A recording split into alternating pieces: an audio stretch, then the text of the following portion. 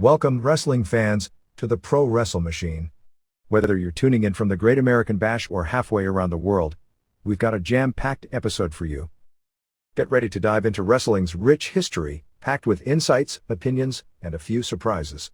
And remember, you can skip to your favorite moments with our chapter markers.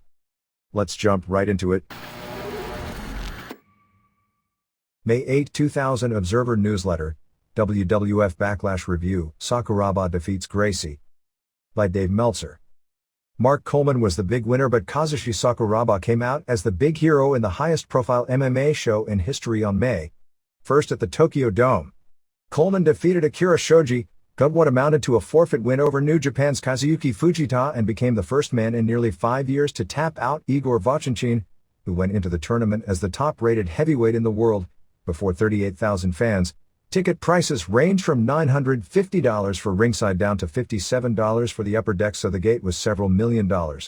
In doing so, Coleman became the only man who can truly have a legitimate claim to being the toughest all-around fighter on the planet and the first Pride World Heavyweight Champion, scoring a rare double since he was also a former UFC champion.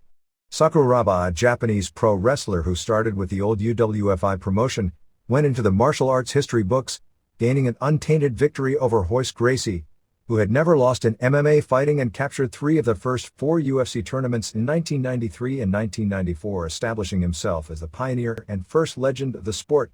The Battle of Stamina and will ended when Gracie's brother and manager Horian threw in the towel after a 90 minutes match that will become legendary when Royce could no longer stop the smaller Sakuraba, who finally wore him down with leg kicks in the 6th and final round. As impressive, after battling 90 minutes, Sakuraba, who trained down from his usual 190 to 195 pound fighting weight, he weighed in at 190 for his first round match against Guy Mezger, to 174, probably because of the realization of how big a part stamina would play in the Gracie match. Gracie, on the other hand, came in at 186 for added strength, but couldn't out-muscle Sakuraba, up from 178 for his match with Takada on the January 30 Tokyo Dome show, came out for his second round match against Vovchanchyn, giving up more than 50 pounds against the top-rated heavyweight, and from all accounts was winning the first for the first 10 minutes. At that point, he hit the final wall of exhaustion, and couldn't get his body to do anything. He had done enough in the first 10 minutes that even while taking a beating in the final 5 minutes, the judges ruled the match a draw and sent them out to the overtime round. Sakuraba was willing, but at that point, his mentor, Nobuhiko Takada, also threw in the towel. Coleman earned $190,000 in prize money for the win. Vovchanchyn got $47,500 for second place, while Sakuraba and Fujita each got $23,750 for losing in the semifinals. Although many also received appearance money to be in the show, Ken Shamrock received $350,000 for his match, and Gracie reportedly received even more. As with the Rings tournament, where a pro wrestler made the Final Four in a tournament of 32 martial artists from around the world, in this tournament that started in January with 16 men, saw 2 pro wrestlers make the Final Four.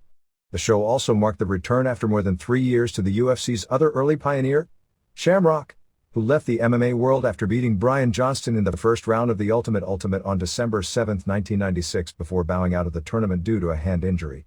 Shamrock, 36, who as UFC's headliner drew the 3 largest non-boxing legitimate sports pay-per-view by numbers for matches at UFC's 1995 peak before going into the WWF in 1997 when UFC encountered political problems, put on an impressive performance.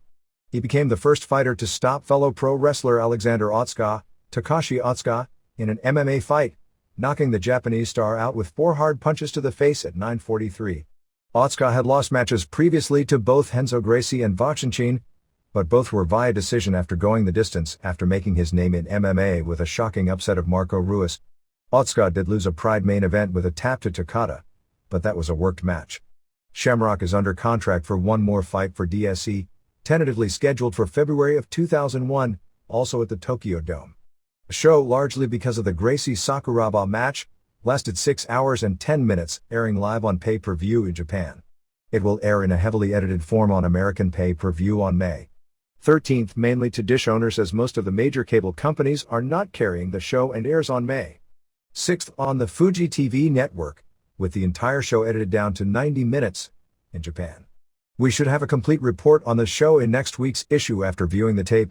The sad part of the show is that this appears to be the peak of the sport for Japan, because The Last Conquest, The final absolute victory by a Japanese fighter over one of the two unbeatable members of the Gracie family, Hoisin Hickson, under the Gracie's own hand-picked rules has been achieved, thereby ending the myth.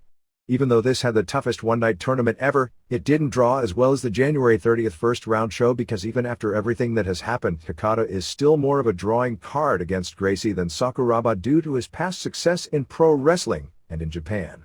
The audience for these shows is mainly pro wrestling fans, and there wasn't as much drawing appeal for a tournament in Japan that everyone expected would come down to either Coleman or Mark Kerr against Vovchankin, even with the return of Shamrock as part of the show.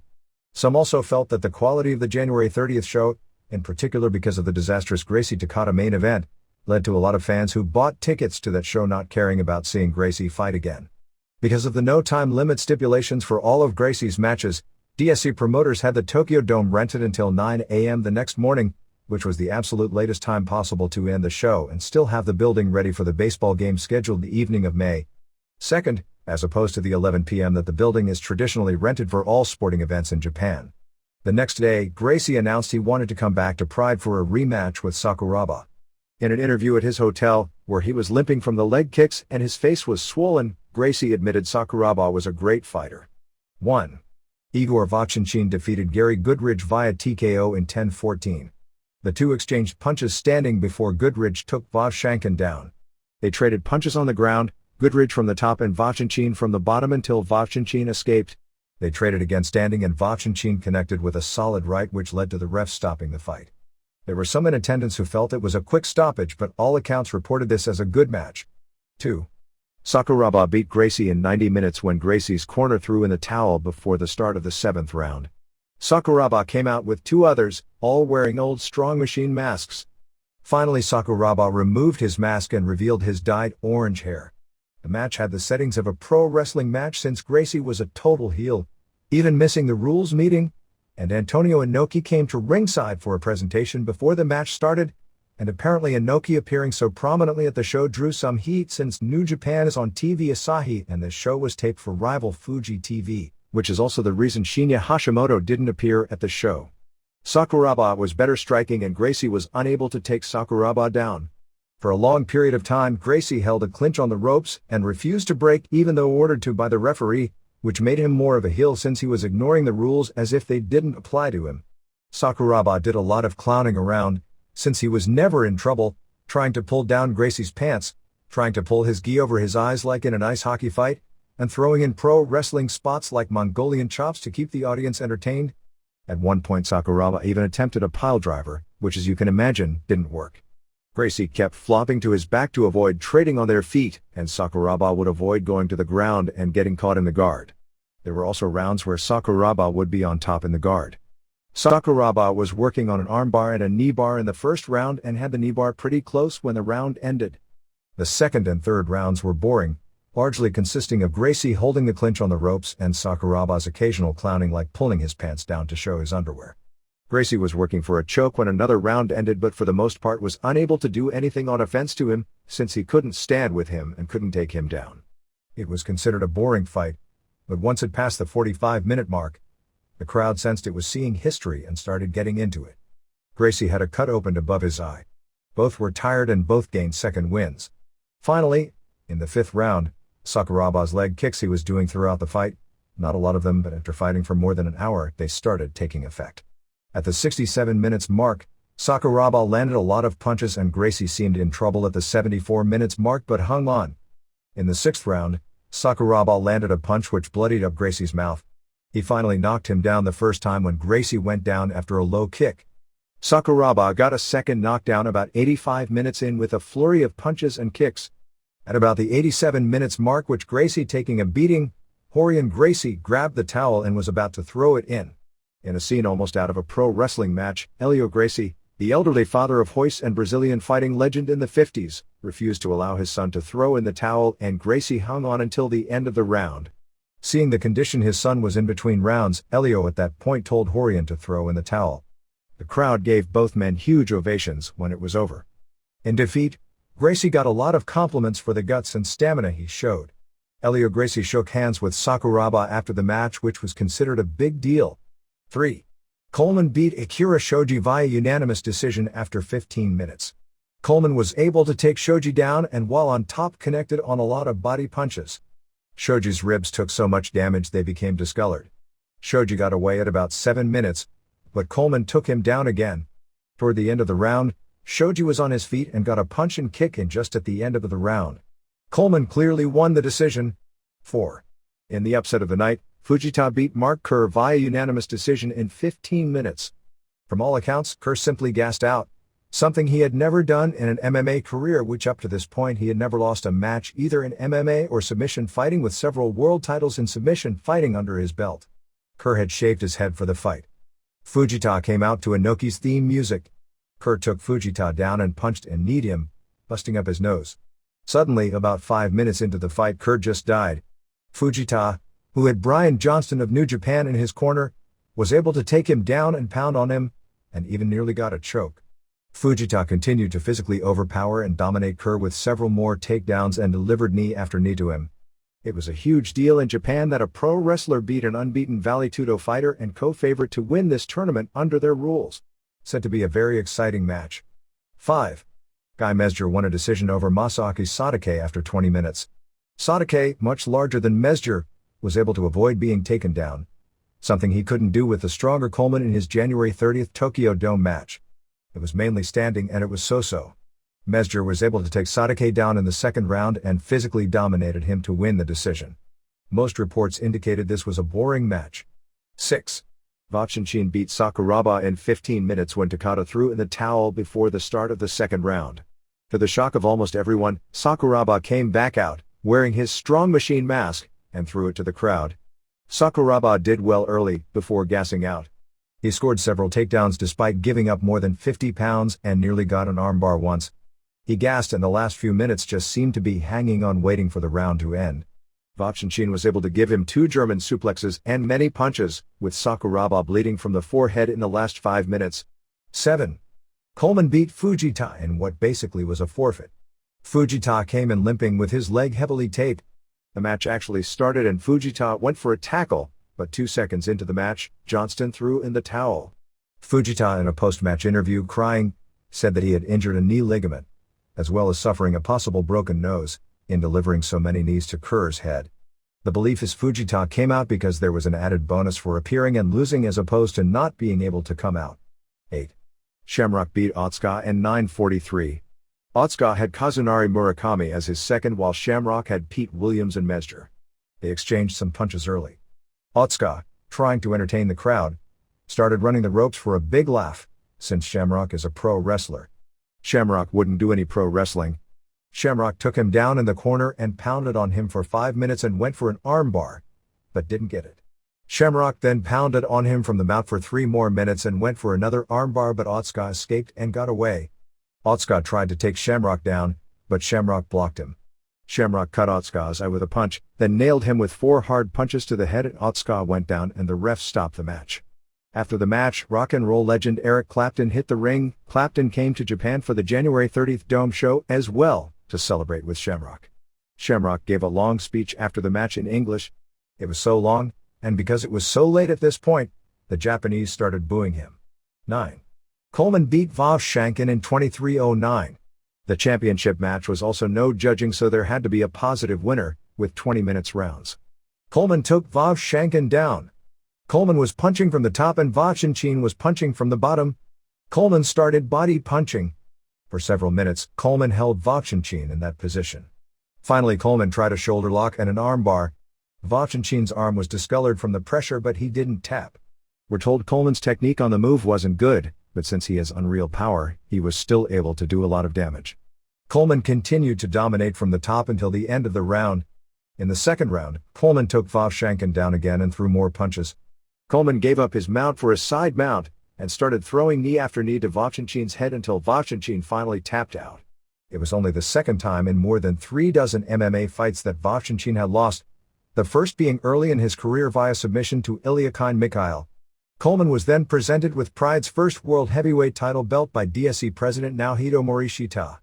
Most people had Coleman as one of 3 favorites going in, with Vachinchin and Kerr. Coleman started in UFC and dominated through his wrestling skill and power, before his career hit the skids after Murray Smith beat him by decision to win the UFC belt when he gassed out in one of the most famous UFC matches of all time. Coleman was then knocked out by Pete Williams after again gassing out, and lost a very controversial decision in a close match to Pedro Rizzo when he again tired late in the fight and also lost a worked match via tap out to Takada. He was able to change his training, something many were skeptical of his ability to do, and physically dominated Vovchanchyn in a long fight. Coleman is living proof of the axiom that because so many tactics are legal in MMA, that it is impossible to fully predict what will happen. The finish where Rock went over Hunter Hearst Helmsley for the WWF title that was generally expected at WrestleMania, took place 4 weeks later at the Backlash pay-per-view on April 30th at the MCI Center in Washington, D.C., where Steve Austin made his return. The card, probably the strongest American pay-per-view show this year, due to the Villano Tercero vs. Atlantis main event, the March 17th EMLL pay-per-view show easily beats it out for best pay-per-view. Was notable for a lack of creativity, which actually made it a stronger show. The show was the most wrestling-oriented WWF pay-per-view show in years. The match quality was strong enough to more than make up for a lack of swerves, and as the main event pop showed, sometimes the most obvious finish is the best finish for that very reason. The return of Austin, which the show was built around, was both good and bad. It was good in that it was handled well based on Austin's physical limitations. The bad was it did show to those looking closely his physical limitations. He came in, hit everyone with chairs, and left. But it was also clear he almost more liked a shorter Harris twin than Stone Cold Steve Austin, which is the reality of what recovering from very serious surgery is. Couldn't move well and couldn't even deliver a Stone Cold stunner in the ring. This was scheduled to be a one-time thing to help pop a buy rate and, after being at least partially responsible for the third highest Raw rating, for a show he didn't even appear on, and second highest SmackDown rating, for a show he did in history, it did. The decision was made not to have Austin out there for the entire match because there was no point in him standing around taking focus away from the match and putting focus on him doing nothing, so a storyline was created where they acted as if he wasn't going to appear, only to, predictably, have him show up at the climax of the main event. The other angles were equally predictable. Bubba Ray Dudley putting Trish Stratus through a table had been built toward for weeks. For better or worse as far as what it says about the wrestling audience, the crowd had little actual interest in the Dudleys vs. TNA match, which went too long for that reason. Fans were chanting for the table and had no interest in anything except the expected spot, but the spot was over, built up well, and delivered. It was the wrestling that carried the show, in particular, the first two matches, Edge and Christian vs. X-Pac and Road Dogg, Scotty 2 Hotty vs. Dean Malenko, and the final two, Triple H vs. Rock and Chris Jericho vs. Chris Benoit. But there was nothing that could be categorized as really bad, and even in the dead matches. They were fast-paced, high-intensity matches that told a story. Ref bumps only happened in the final two matches, in the main event because the nature of what their story was with Shane McMahon and Earl Hebner necessitated one, and in Jericho vs. Benoit because they didn't want to beat either guy so they took the shortcut out, which was well executed, but took what had been an outstanding match down a peg. Reports live were that the show had tremendous heat, but that didn't come across well on television, and from watching the reaction didn't seem to be the case. It more appeared that the characters' ring entrances got great responses and people popped for the trademark maneuvers, but the audience was hard, as the wrestlers had to work very hard to get crowd reactions from matches. The major negative on the show, and what was uncharacteristic, was the camera work. There were more key missed spots on the show than on most WCW PPVs. The cameras were out of position for most of the dives. They were focusing on Trish Stratus' cleavage during near falls. They actually largely missed the Benoit Jericho finish, which was only evident on the replay. In most cases, for the real big spots, the replays did catch up. The show drew a sellout crowd of 17,867, announced as 19,101, Please Don't Ask Me Why, which was a paid of 16,614 for $540,820 and another $170,693 in merchandise. The show aired on a 50-minute tape delay on Channel 4 in the United Kingdom. There were two major edits. They edited out the blood on X-Pac's face and also freeze-framed both live and on the replays, so the fans couldn't see Stratus go through the tables. 1. Edge, Adam Copeland, and Christian J. Resso retained the WWF tag titles, beating X-Pac, Sean Waltman, and Road Dogg, Brian James, in 9:23. Strong opener. Dogg kicked Christian in the back really hard. There was a big pop for a near fall after Edge did a diving headbutt on Dogg. Christian delivered a double reverse DDT before making the hot tag to Edge. They did so much at the finish, Maybe too much, that it was hard to keep up with, but the near falls were great, especially when Edge schoolboyed X-Pac. Finish saw X-Pac have Edge pinned, but Christian hit him with the ring bell. The bolt on the bell cut X-Pac open hard way and he needed a few stitches. Edge ended up getting the pin, which got a huge pop. Although it wasn't noticeable, X-Pac in particular got tired early due to asthma, and called for the finish several minutes beforehand, which may have explained the finish happening so quickly. 3 stars. 2. Dean Malenko, Dean Simon, pinned Scotty 2 Hottie, Scott Taylor, to retain the WWF Light Heavyweight title in 12:59. Fast-paced, excellent match, and Malenko was the unnoticed in-ring star of the show. Malenko mainly worked the leg, then they built the finish where they traded near falls. Scotty did a bulldog in the worm. Malenko went for a pin using the ropes, teasing the SmackDown finish, but ref Jack Doan caught him this time. Malenko did a form of a tiger driver for a near fall and later a power slam. Malenko snapped Scotty's neck on the top rope when Scotty tried to throw him over the top. Finish was innovative, with Scotty going for a top rope superplex and Malenko reversing it into a dangerous-looking DDT off the top. The last few minutes really picked up the heat and intensity. 4 stars. 3. Big Boss Man Ray Traylor and Bull Buchanan Barry Buchanan beat Acolytes, John Leafield and Ron Simmons, in 7:41. This was a stiff, fast-paced match, particularly considering these were all big men, but couldn't follow the previous 2 matches. Buchanan did some nice, athletic moves. Farouk worked better than usual as everyone was getting up and down. In the overused move of the night, Buchanan superplexed Bradshaw with a near fall. Bradshaw did his clothesline for a near fall on Buchanan, but Bossman saved. Finally, Bossman hit Buchanan with the nightstick and Bull did what basically was a famouser off the top rope on Bradshaw for the pin. 1 3/4 stars. 4. Crash Holly, Aaron O'Grady, scored the first pin to retain the hardcore title in a match with Matt and Jeff Hardy, Perry Saturn, Perry Sotelo, Bob Holly, Robert Howard, and Taz, Peter Cernurka, in 12:20. Everyone worked hard and stiff, but it was almost like the Battle Royal in that it was too many guys brawling at the same time, making it hard to watch. Jim Ross at least twice mentioned Taz as a former ECW champion. There was a stage fixture symbolic of the moving hook in the Backlash promos that Crash and Matt Hardy climbed. Crash ended up falling first time hooking his ankle and hanging backwards, a spot Pat Patterson popularized in the 70s in cage matches, before falling. Matt ended up delivering a plancha from about 12 to 13 feet up from an unstable structure, part of which broke at about the same moment, which the cameras missed the first time.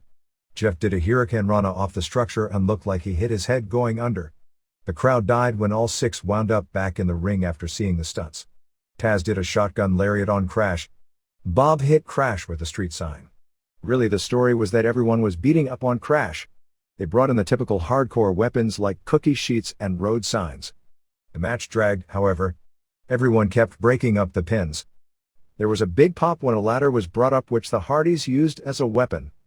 Jeff did a swanton off the top of the ladder, which Matt was holding steady or Jeff for sure would have broken his neck, but Matt and Jeff fought each other over the pin. Taz got the Taz mission on Crash, but Saturn hit him with a road sign.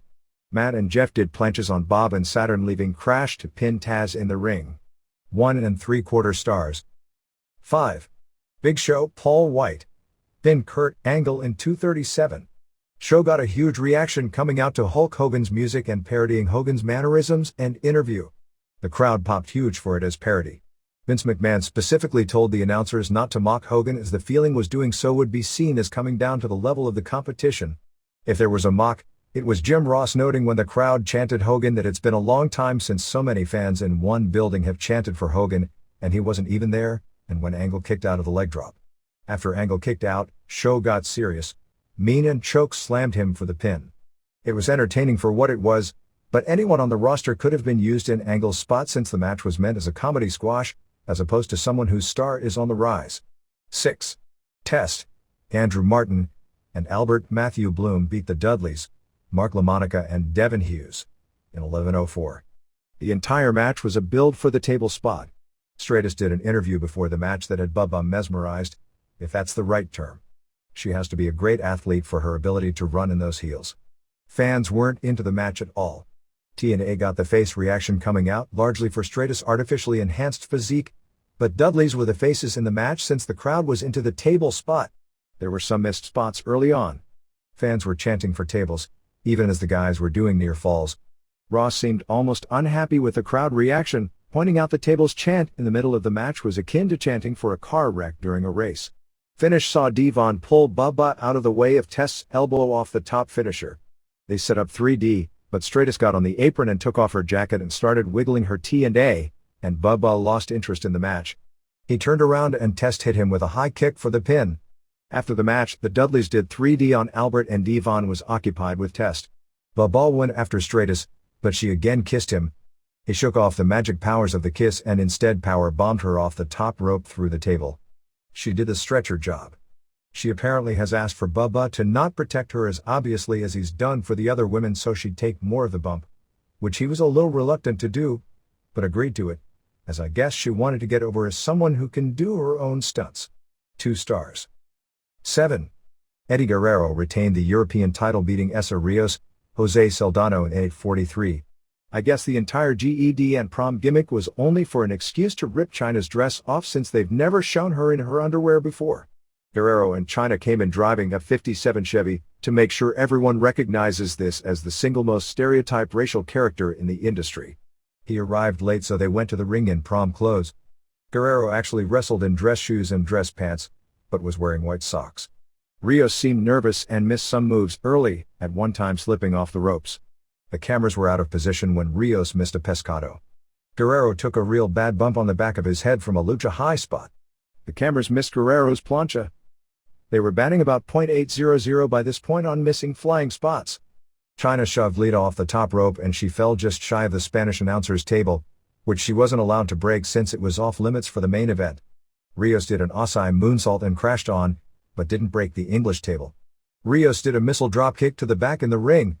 Rios did another great running dive over the top near the corner and hurt his elbow on the landing. Rios was on the top rope but Chyna grabbed his leg, causing him to crotch himself.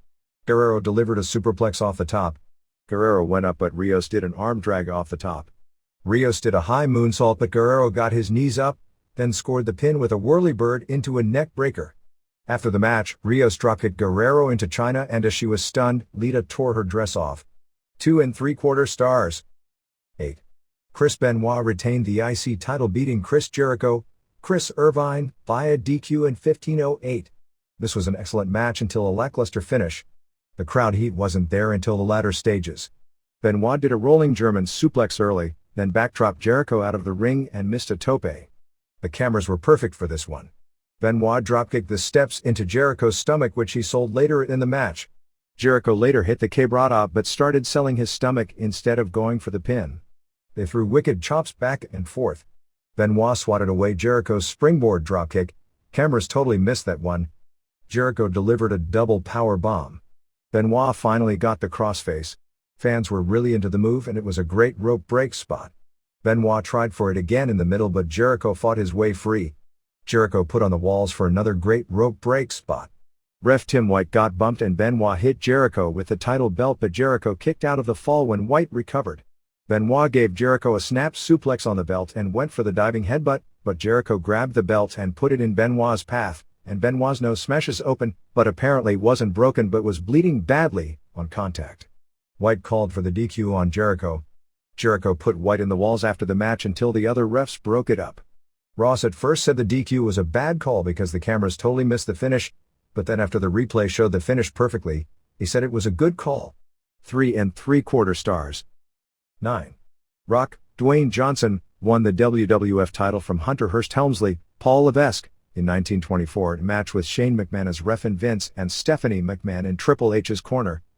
McMahon announced about card subject to change saying Austin wouldn't be there. Throughout the show they pushed the odds being against him with Pat Patterson and Gerald Briscoe aligning themselves back with Vince and that Austin mysteriously hadn't arrived, of course, guaranteeing he would. Ross also brought up internet rumors about Austin turning on Rock, which guaranteed he wouldn't, and didn't bring up internet rumors that had the finish down pat perfectly, and by not changing the finish to a worse finish because the real finish was out, it showed again why surprises in this industry are at times highly overrated and the most logical end to a story is more often than not the best one because it's the most logical. Vince kept interfering. Triple H and Shane hugged early to everyone knew it was a biased ref deal. It was mostly a punch-kick fast-paced match. Fans were chanting for Austin numerous times during the match. After a long chinlock spot, They were both knocked down with a simultaneous clothesline spot. Vince hit Rock with the title belt and Shane went to count fast but Rock kicked out. Triple H took a Harley race bump over the top to the floor. Rock DDT'd him but Shane wouldn't count. Rock punched Shane who took a bump to the floor. Triple H whipped Rock into the steps. He set up a pedigree on the Spanish announcer's table, but Rock stopped him with a low blow and as Shane got up to hold on, Rock delivered a rock bottom to both of them through the Spanish table. Vince started pounding on Rock, who no-sold and glared at him. But this distraction allowed Triple H to hit a low blow and pedigree, but no ref. Vince called to the back and Pat Patterson and Gerald Briscoe, moving at 3 times the speed of either Hulk Hogan or Kevin Nash the next night in Nitro, ran in with ref shirts on. Jim Ross said that Patterson must have gotten back from the parade. There was a high-profile gay rights parade in Washington, D.C. that afternoon. Patterson and Briscoe attacked Rock. Patterson still has the best punches from the mount of any pro wrestler alive or dead. When Triple H got the mount and started pounding, they weren't even in Patterson's league. Stephanie gave Vince a chair. Vince gave Rock a weak chair shot that Rock had to sell. If it was anyone else in any other match, the crowd would have groaned. They wanted to, but quickly realized this was Vince and Rock, so they let it slide. Austin's music played immediately, so that may have helped. Austin hit Triple H, Patterson, Briscoe, Shane, Vince and Triple H again with hard chair shots. He got down on his knees to badmouth Vince on the ground, and then had a very difficult time getting up. Luckily it was momentarily and very few saw it because he was looking far too mortal for Stone Cold Steve Austin at that point. Austin walked off, while Linda McMahon came out with Earl Hebner. Stephanie tried to block and ring but Linda shoved her down. Rock used the spinebuster and people's elbow on Triple H and Hebner counted the fall. After the match, Rock was celebrating when he was interrupted by Austin's music. They teased the idea that they would fight, but instead they toasted each other and the belt, but sort of teased they could do something later. Austin left and Rock's music played as the show went off the air. 3 3/4 stars. Coming at the same time as his brother suffered the family's most crushing defeat since their father suffered a broken arm in a match when he was past 40 years old in a legendary 3-hour match in the 1950s. What is expected to be Hickson Gracie's toughest modern test on May 26th at the Tokyo Dome is in jeopardy. There are problems going down regarding the May 26th Tokyo Dome match and with former pro wrestler and now Pancrase biggest draw Masakatsu Funaki. Masami Ozaki, the president of Pancrase, has threatened to pull all the Pancrase fighters, which would include Funaki, off the show, which would kill the show because the Coliseum Rules Committee wouldn't allow headbutts or elbows to be used in the main event since Gracie nixed them. There is amazing irony in all this. Years ago, the Pancrase fighters, when Pancrase was doing very well in Japan and MMA style was just beginning to take hold, used to talk about UFC in derogatory terms as being brutal fighting because of the lack of rules and the fact a lot of people who shouldn't have been involved have been used, and theirs as being sport fighting with well-trained athletes. The Gracies used to protest every rule change, claiming it was taking the Vale Tudo out of the game. Now, a few years later, when the biggest myth of the pre-UFC era, Hickson Gracie, now 40, meets the original star of Pancrase Funaki, 31, but having fought far tougher opponents during his career, with both long past their fighting primes, is Funaki's side that wants everything legal and Gracie's side that wants headbutts and elbows taken out. This is also scheduled as a no-time limit match and the referee, doctor and even his own seconds can't stop the match for Gracie. They can for Funaki, so even the clean finish of Hoist losing wouldn't happen in this match because Gracie has in his contract that the corner can't throw in the towel. All rules demanded by Hickson, which he claimed was stemming from the referee stoppage of Brother Royler's match with Kazushi Sakuraba last November. They were lucky with the last match because any form of fight where the referee and doctor, let alone your own corner, don't have the power to stop is ridiculous in any day and age. On May 2nd, Ozaki met with TV Tokyo, which is broadcasting the show live, and the Coliseum 2000, which is running its first show ever, Rules Committee demanding headbutts and elbows be legal. The station said because it was airing live, there was a violence concern because many young children would be watching the match, which is expected to draw a monster television rating. Ozaki countered by saying pro wrestling, which kids also watch, features elbows and headbutts as routine moves. The ban of the two moves came at the demands of Gracie, who if he pulls out, would mean the show couldn't take place, and the feeling is everyone involved felt forced to agree with his terms. There is general feeling that despite the demand, that Pancrase and Funaki can't pull out of the show. From a monetary standpoint, this will be the company's highest profile event and biggest income event of the year. In addition, the belief is that with a signed contract with TV Tokyo that the station, if Pancrase pulls out and the show would have to be cancelled, would sue the promotion. Funaki suffered a large cut above his right eye in training on April 26, needing 7 stitches. He said it would be no problem as it pertains to the May 26th date of the fight. Hicks and Gracie began training on May 3rd in Japan at Hakuba village in the mountains of the Suwa prefecture. That Funaki injury story may also be a case where you have to read between the lines. The California State Athletic Commission officially voted to legalize and regulate mixed martial arts as a sport unanimously at its April 28 meeting.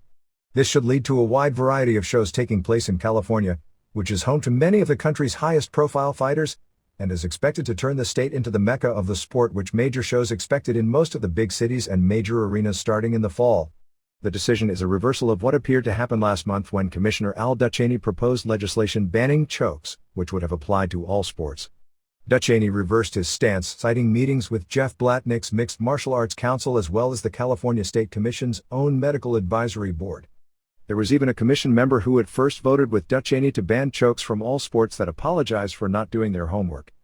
Another factor in the reversal is that the United States Judo Federation sent the commission a letter regarding with dangers of chokes, and noted with both Los Angeles and San Francisco bidding to host the 2012 Olympic Games and with judo as an Olympic sport, this law would cause a major conflict that would hurt both cities' chances. William Rosenberg, the executive director of the Judo Federation, wrote, "To alter the rules of an Olympic sport, without an exhaustive research effort, relative to the specific topic at hand is an irresponsible act. Because of a 90-day delay due to various procedures, it is expected the first shows will take place late in the summer, and it is expected for UFC to try and bring a pay-per-view to California this year, which would be the highest profile state in the nation they've staged such an event in since one of the early UFC shows took place in Buffalo, New York.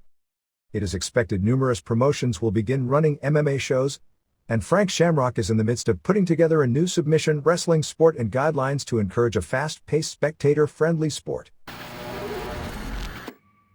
On May 1st, with the largest combined audience watching pro wrestling in more than 3 months, Raw drew its second highest rating in history while Nitro drew its lowest rating since the early stages of the show, paced by a cage match with Rock vs. Shane McMahon becoming the second most watched pro wrestling match ever on cable television, with the overrun being viewed by approximately 10,576,500 viewers. Raw finished with a 7.40 rating, 6.62 first hour, 8.11 seconds hour, and an 11.1 share. Nitro finished slightly below its low mark of the past 4+ years set just 2 weeks earlier with a 2.46 rating, 2.62 first hour, 2.31 seconds hour, and a 3.6 share. Nitro served as a lead-in for a repeat of the movie Assault on Devil's Island starring Hulk Hogan, which only drew an 0.96 rating. Overall, the combined wrestling audience during the combined hours of 10.4 million was actually slightly lower than the audience watching the overrun of Raw by itself. What does that mean? The low Nitro first hour showed that the Thunder Show killed virtually all casual fan interest in the product, but the diehards stayed, as evidenced by very few first-hour viewers switching to Raw when the show started, an amazingly tiny total of 201,000 homes nationally. About 45% of that diehard Nitro audience switched to Raw when Nitro went off the air, and by the time the main event ended, more new viewers had tuned to Raw than the total number of viewers watching Nitro. Rock vs. Shane McMahon drew an 8.23 final quarter, which drew to a 9.10 rating and 16.2 share for the overrun. The 8.11 seconds hour was the second highest in history, trailing only the second hour on May 10, 1999, which did an 8.42. Nitro's Hogan vs. Awesome main event drew a 2.56 rating. In the head-to-head quarters, Raw opened at 5.67, Dudley's vs. T&A, beginning of opening hill interview, while Nitro was at 2.49, DDP vs. Abbott, Nash Angle with Conan, Mysterio Jr. and Kidman. Raw grew to 7.05, McMahon's and Triple H and DX interview, to 1.94, Luger Russo confrontation. The other 2 quarters saw Raw at 6.64, Too Cool vs. Hardys, McMahon yelling at Heckner, to 2.45, Abbott vs. Arquette, and 6.76, Kat and Jacqueline vs. Terry and Kat. Jericho vs. X-Pac, to 2.56, Hogan vs. Awesome. The 7.15 rating for Raw on April 24th was at the time the 5th highest cable rating for pro wrestling in history. The four highest TV ratings for pro wrestling, in order with the February 18, 1985 War to Settle the Score Hulk Hogan vs. Roddy Piper match, which drew a 9.1 on MTV, the July 23, 1984 MTV Brawl to End It All on MTV with Wendy Richter managed by Cyndi Lauper vs. Fabulous Moolah, which did a 9.0, the January 24, 1988 Royal Rumble as a live USA Network special, which did an 8.2, and the May 10, 1999 episode of Raw, which did an 8.09. The April 24th and May 1st ratings were actually more impressive as there were far fewer television stations in the 80s, thus equivalent shows that drew 9.0 ratings then are doing 5.5s today. The past 2 weeks were the only shows of the top 6 where 1 hour of it was going head-to-head with another major wrestling show on free television. The first Rumble was going head-to-head with an NWA pay-per-view event. The Benoit and Triple H vs. Rock and Jericho match, with the overrun being seen by 9,984,000 viewers, is now the fourth most watched match in the history of pro wrestling on cable television. The record was 10,721,000 for the Undertaker vs. Austin match on June 28, 1999. In third place now with 10,452,000 viewers was the overrun on May 10, 1999 of Rock and Austin, and Vince vs. Undertaker and Triple H and Shane. SmackDown on April 27 did a 5.40 rating and an 8.5 share, barely finishing below its 5.43 record which was set going against the President's State of the Union address, which meant the networks were all running the same programming. This rating, spurred largely by the return of Austin, which was pushed from the beginning of the show, was against first-run programming on NBC. The final quarter with the Austin angle drew a 6.59, equivalent to a 7.75 cable rating because UPN only airs in 85% of the country but is compared in the ratings on 100%, which is by far the highest quarter in the history of SmackDown. Thunder on April 26 did a 2.72 rating for the show where Arquette won the WCW title. The number was higher than Thunder had been drawing over the past 6 months, but down from the previous episode 2 weeks earlier. The Arquette deal wasn't a success even if the show drew a higher rating than usual since the main event drew at 2.25, which was the lowest rating of any segment on the show and lost 25% of its audience largely after the Paisley vs. Tammy match on a show which went unopposed. The show hovered at the 3.0 level, even for Paisley vs. Tammy, peaking at 3.01 for the Russo/Douglas/Bagwell vs. Flair/Luger/Elizabeth interview, which showed they have increased curiosity in the product overall, but it gave people a main event they specifically didn't want to see, before a big drop after that match to a 2.63 for Booker T vs. Awesome and the Hart interview and a further drop for the latest title switch. Weekend ratings saw Livewire at 1.5, second highest rated show on USA Network all day, Superstars at 1.8, third highest, and Sunday Night Heat at 2.59, highest. WCW Saturday Night was back hovering at record low levels with another 1.3, fourth highest of the day on TBS. On April 28, ECW held up well with a show that figured to include both title changes from Philadelphia. Actually, only the credible win over Dreamer aired, as they only aired a clip of Taz's post-match interview and didn't even air the finish of Dreamer's win, going head-to-head with the WWF's Greatest Hits special on UPN, which delivered a disappointing number. WWF did a 2.02 rating and 4.0 share for a special that was well promoted. ECW did an 0.88 rating, down from usual but not bad considering it was head up with, and a 1.7 share. The show started strong but didn't have its usual build, as the credible title win only got the rating up to 0.91. Roller Jam dropped all the way to an 0.57. The AAA EMLL block on Galavision on April 25 drew a 1.3 Hispanic rating and a 3.2 among its target male 18 to 34 audience. Japanese television rundown. April 15, New Japan. This aired all 4 heavyweight versus junior heavyweight matches from the April 7 Tokyo Dome show. In a package, because the heavyweights went over every time, the show had no climax and the matches seemed almost worthless when they were over, even though the work was good in every match. 1. Yuji Nagata beat Kendo Kashin in 12-16. The match was mostly mat work but was well done, with Kashin on the bottom going for his triangles as well as his flying armbar standing. Nagata got the tap to a facelock. 2 3/4. 2. Don Fry beat Koji Kanemoto in 9:59. The match was also on mat early and picked up with Kanemoto doing a moonsault knee drop and half crab. Match didn't have much heat early but it did get heat as it went on. Fry won with a series of punches and a heel hook submission. 2 3/4. 3. Satoshi Kojima pinned Shinjiro Otani in 10:06. This was the best as far as match quality of the 4 bouts. By this point, I don't think anyone in the building thought Otani had a chance of winning, which hurt the Heat.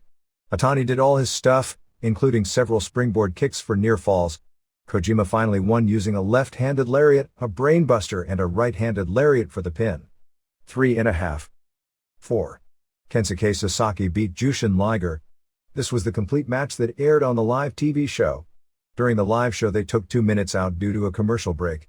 The time they cut was mainly Liger offense, so the match was slightly better in this form. It was mainly a power match and a solid match, but too short to be considered anything more than slightly better than routine for New Japan standards.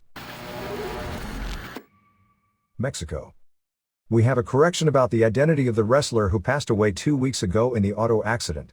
The masked wrestler's wrestling identity was not Elektra from the defunct Promo Azteca promotion, but a local wrestler named El Temerario. The wrong identity was published in Ovaciones, the most widely read daily sports newspaper in Mexico. The Rey Mysterio Sr. vs. Nicho El Millonario, WCW Psicosis, hair vs. hair match was officially announced for May 12th at the Auditorio in Tijuana, with Nicho vowing to retire if he loses the match, not again, because he would have lost his mask and hair to the same wrestler. Nicho announced that he would have both Konnan and Rey Mysterio Jr. in his corner. It was also announced that, as with Mexican tradition, if the match is a draw, both men will get their heads shaved. AAA announced its annual Triple Mania show would be on July 5th in Tokyo at Korakuen Hall. On the AAA April 30th TV taping in Monterrey, Oscar Sevilla beat Angel Mortal in a hair vs. hair match, and Hector Garza beat Sangre Chicana to win the Mexican national light heavyweight title. Mayflower suffered a broken arm in a match on April 16th in Monterrey. Heavy Metal won the UWO Junior light heavyweight title from Cobarde in Nuevo Laredo. Zumbito beat Antifaz to win the NAWA middleweight title on April 17th in Nuevo Laredo. Tiffany beat Martha Villalobos to win the Mexican national women's title on April 20th in San Luis Potosi. New Japan.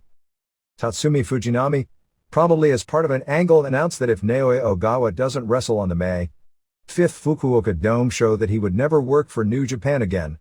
Ogawa apparently suffered a shoulder injury, who knows what is work and what is shoot here, on the April 7th Tokyo Dome match with Shinya Hashimoto, and asked that he be taken off the May 5th show and Hashimoto be put in his place. Yuji Nagata, in a Dome main event for the first time, said he has no interest in facing Hashimoto and wants Ogawa. Finally, just 3 days before the show, Antonio Inoki on May 2nd held a press conference to announce that Ogawa would be in the match, saying to prove he's a top guy he has to do what the top guys before him did, and that's wrestle main events when he's not 100%. Hashimoto then announced that he would make an announcement after the show as to whether he will retire or when he would come back. As the storyline goes, Hashimoto had a 2-hour meeting with Fujinami on May 2nd, saying that he doesn't need the money and doesn't have to wrestle and hasn't decided what he's going to do other than saying that he wasn't going to join UFO. Hashimoto has dropped 12 more pounds, going a week on an all-liquid diet. The bracketing for the best of the Super Junior tournament is that Group A will have Koji Kanemoto, Tatsuhito Takaiwa, El Samurai, Shinya Makabe, Dr. Wagner Jr. and Billy Kidman, which means all of the above will have singles matches against the others. Group B has Shinjiro Otani, Kendo Kashin, Minoru Tanaka, Minoru Fujita, Juventud Guerrera, and Kid Romeo. Originally, both Jushin Liger and Gran Hamada were also announced for the tournament. Hamada was cancelled and not sure why. Liger pulled out for a storyline reason that as IWGP Junior Champion, the tournament this year is to crown his #1 contender who will face him at the next major show. Atsushi Onita announced that he would be having a knee operation in May in the United States, which he had been putting off, waiting for the much-hyped singles match with Riki Choshu to come off. The Fukuoka Dome show would have been the perfect place because they have such a weak lineup in such a hard-to-fill building. While the match would have been horrible, the curiosity would have at least some sold tickets. Onita also announced that he would be promoting his own show on May 21st in Tokyo as a retirement match for fake Onita, real name Toshiyuki Moritani, who has an internal disease. Fujinami has strongly hinted that the May 5th show is the start of a 1-year-long retirement tour which would end on May 5, 2001 at the Fukuoka Dome. He's also talked about trying to put together a match with Hashimoto versus K1 superstar Mike Bernardo. Kensuke Sasaki missed a few shows this week but was back on April 29th after dislocating his left finger on the April 25th Hiroshima show. Apparently the wrestler we noted as Saito, who had the secret matches on a Valley Tudo show in Killeen, Texas on April 3rd, was Kazuyuki Fujita, and not Hiro Saito, trying to give him some tune-up matches before the Mark Kerr fight. The news finally made it to Japan this week with the report that Fujita was kicked by a Taekwondo fighter but came back to mount him and knock him out in 1 minute, and his second opponent he won in 2:30 with a shoulder lock. Neither fighter were of any serious level. Tokyo Sports apparently managed to get a videotape. The show was videotaped, but the matches with Saito were erased from the video being released within the martial arts world because it was supposed to be a secret. The report we heard is that in the second fight, Fujita nearly got guillotined, and the feeling was that a top fighter would have no trouble with him from people who saw it. I guess that doesn't mean a top fighter who gassed out. The current tour ended on April 30th in Beppu, and it was a very uneventful ending with no major matches, as I guess they don't want anything to interfere with the Fukuoka Dome show, which itself is light on major matches. The final main event on tour was Yutaka Yoshi and Nagata and Nakanishi going over Masahiro Chono and Hiroyoshi Tenzan and Satoshi Kojima. Shinya Makabe won the round-robin version of the Young Lions tournament, beating Kenzo Suzuki to finish with 10 points to 8 for Suzuki. As the two top point-getters, they meet for the championship in a rematch on the Fukuoka Dome show. On the April 25th house show in Hiroshima before 4,000 fans, they did a New Japan vs. Team 2010 man elimination match on top. It ended up as Akira and Hiroyoshi Tenzan and Satoshi Kojima and Super J and Masahiro Chono over Jushin Liger and Kensuke Sasaki and Yutaka Yoshi and Manabu Nakanishi and Yuji Nagata going 34-07. It ended with Chono and J vs. Liger and Nakanishi and Team 2000 winning straight falls. There is already considerable concern that WCW will pull Billy Kidman at the last minute off the Super Juniors tournament tour, and they'll have to rebook everything. In TV ratings for the past week, All Japan on April 19th drew a 2.4 rating, while New Japan on April 22nd drew a 3.3. Other Japan notes. Gia announced most of its May 14th Tokyo Ariake Coliseum 5-year memorial show headlined by the return of the Crush Gals. The main event, as mentioned last week, is Lioness Asuka and Chigusa Nagio vs. Akira Hokuto and Devil Masami. Also announced was the odd title with Asia Kong vs. Meiko Satomura, Kaoru vs. Mayumi Ozaki, with the winner getting the next odd title shot, Sugar Sato and Chikeo Nagashima defending the tag titles against Toshie Uematsu and Bloody JD, Toshio Yamada vs. Kyoko Inoue, Seika Takeuchi vs. Ri, and Sakura Hirota vs. Unknown. Rumi Saito, stage name Rumi Kazama, 34, the LLPW president, is joining the ranks of Japanese wrestlers going into other forms of athletic competition. Kazama, who did some martial arts movies as well as 4 years of kickboxing training and 1 year of shoot fighting training before going into pro wrestling in 1986, will compete in the Asian Taekwondo Championships from May 13th to May 16th in Hong Kong representing Japan. She will compete under her real name. Jinsei Shinzaki will be going to the May 5th FMW show in Yokohama to confront H, so it looks like they'll start a feud.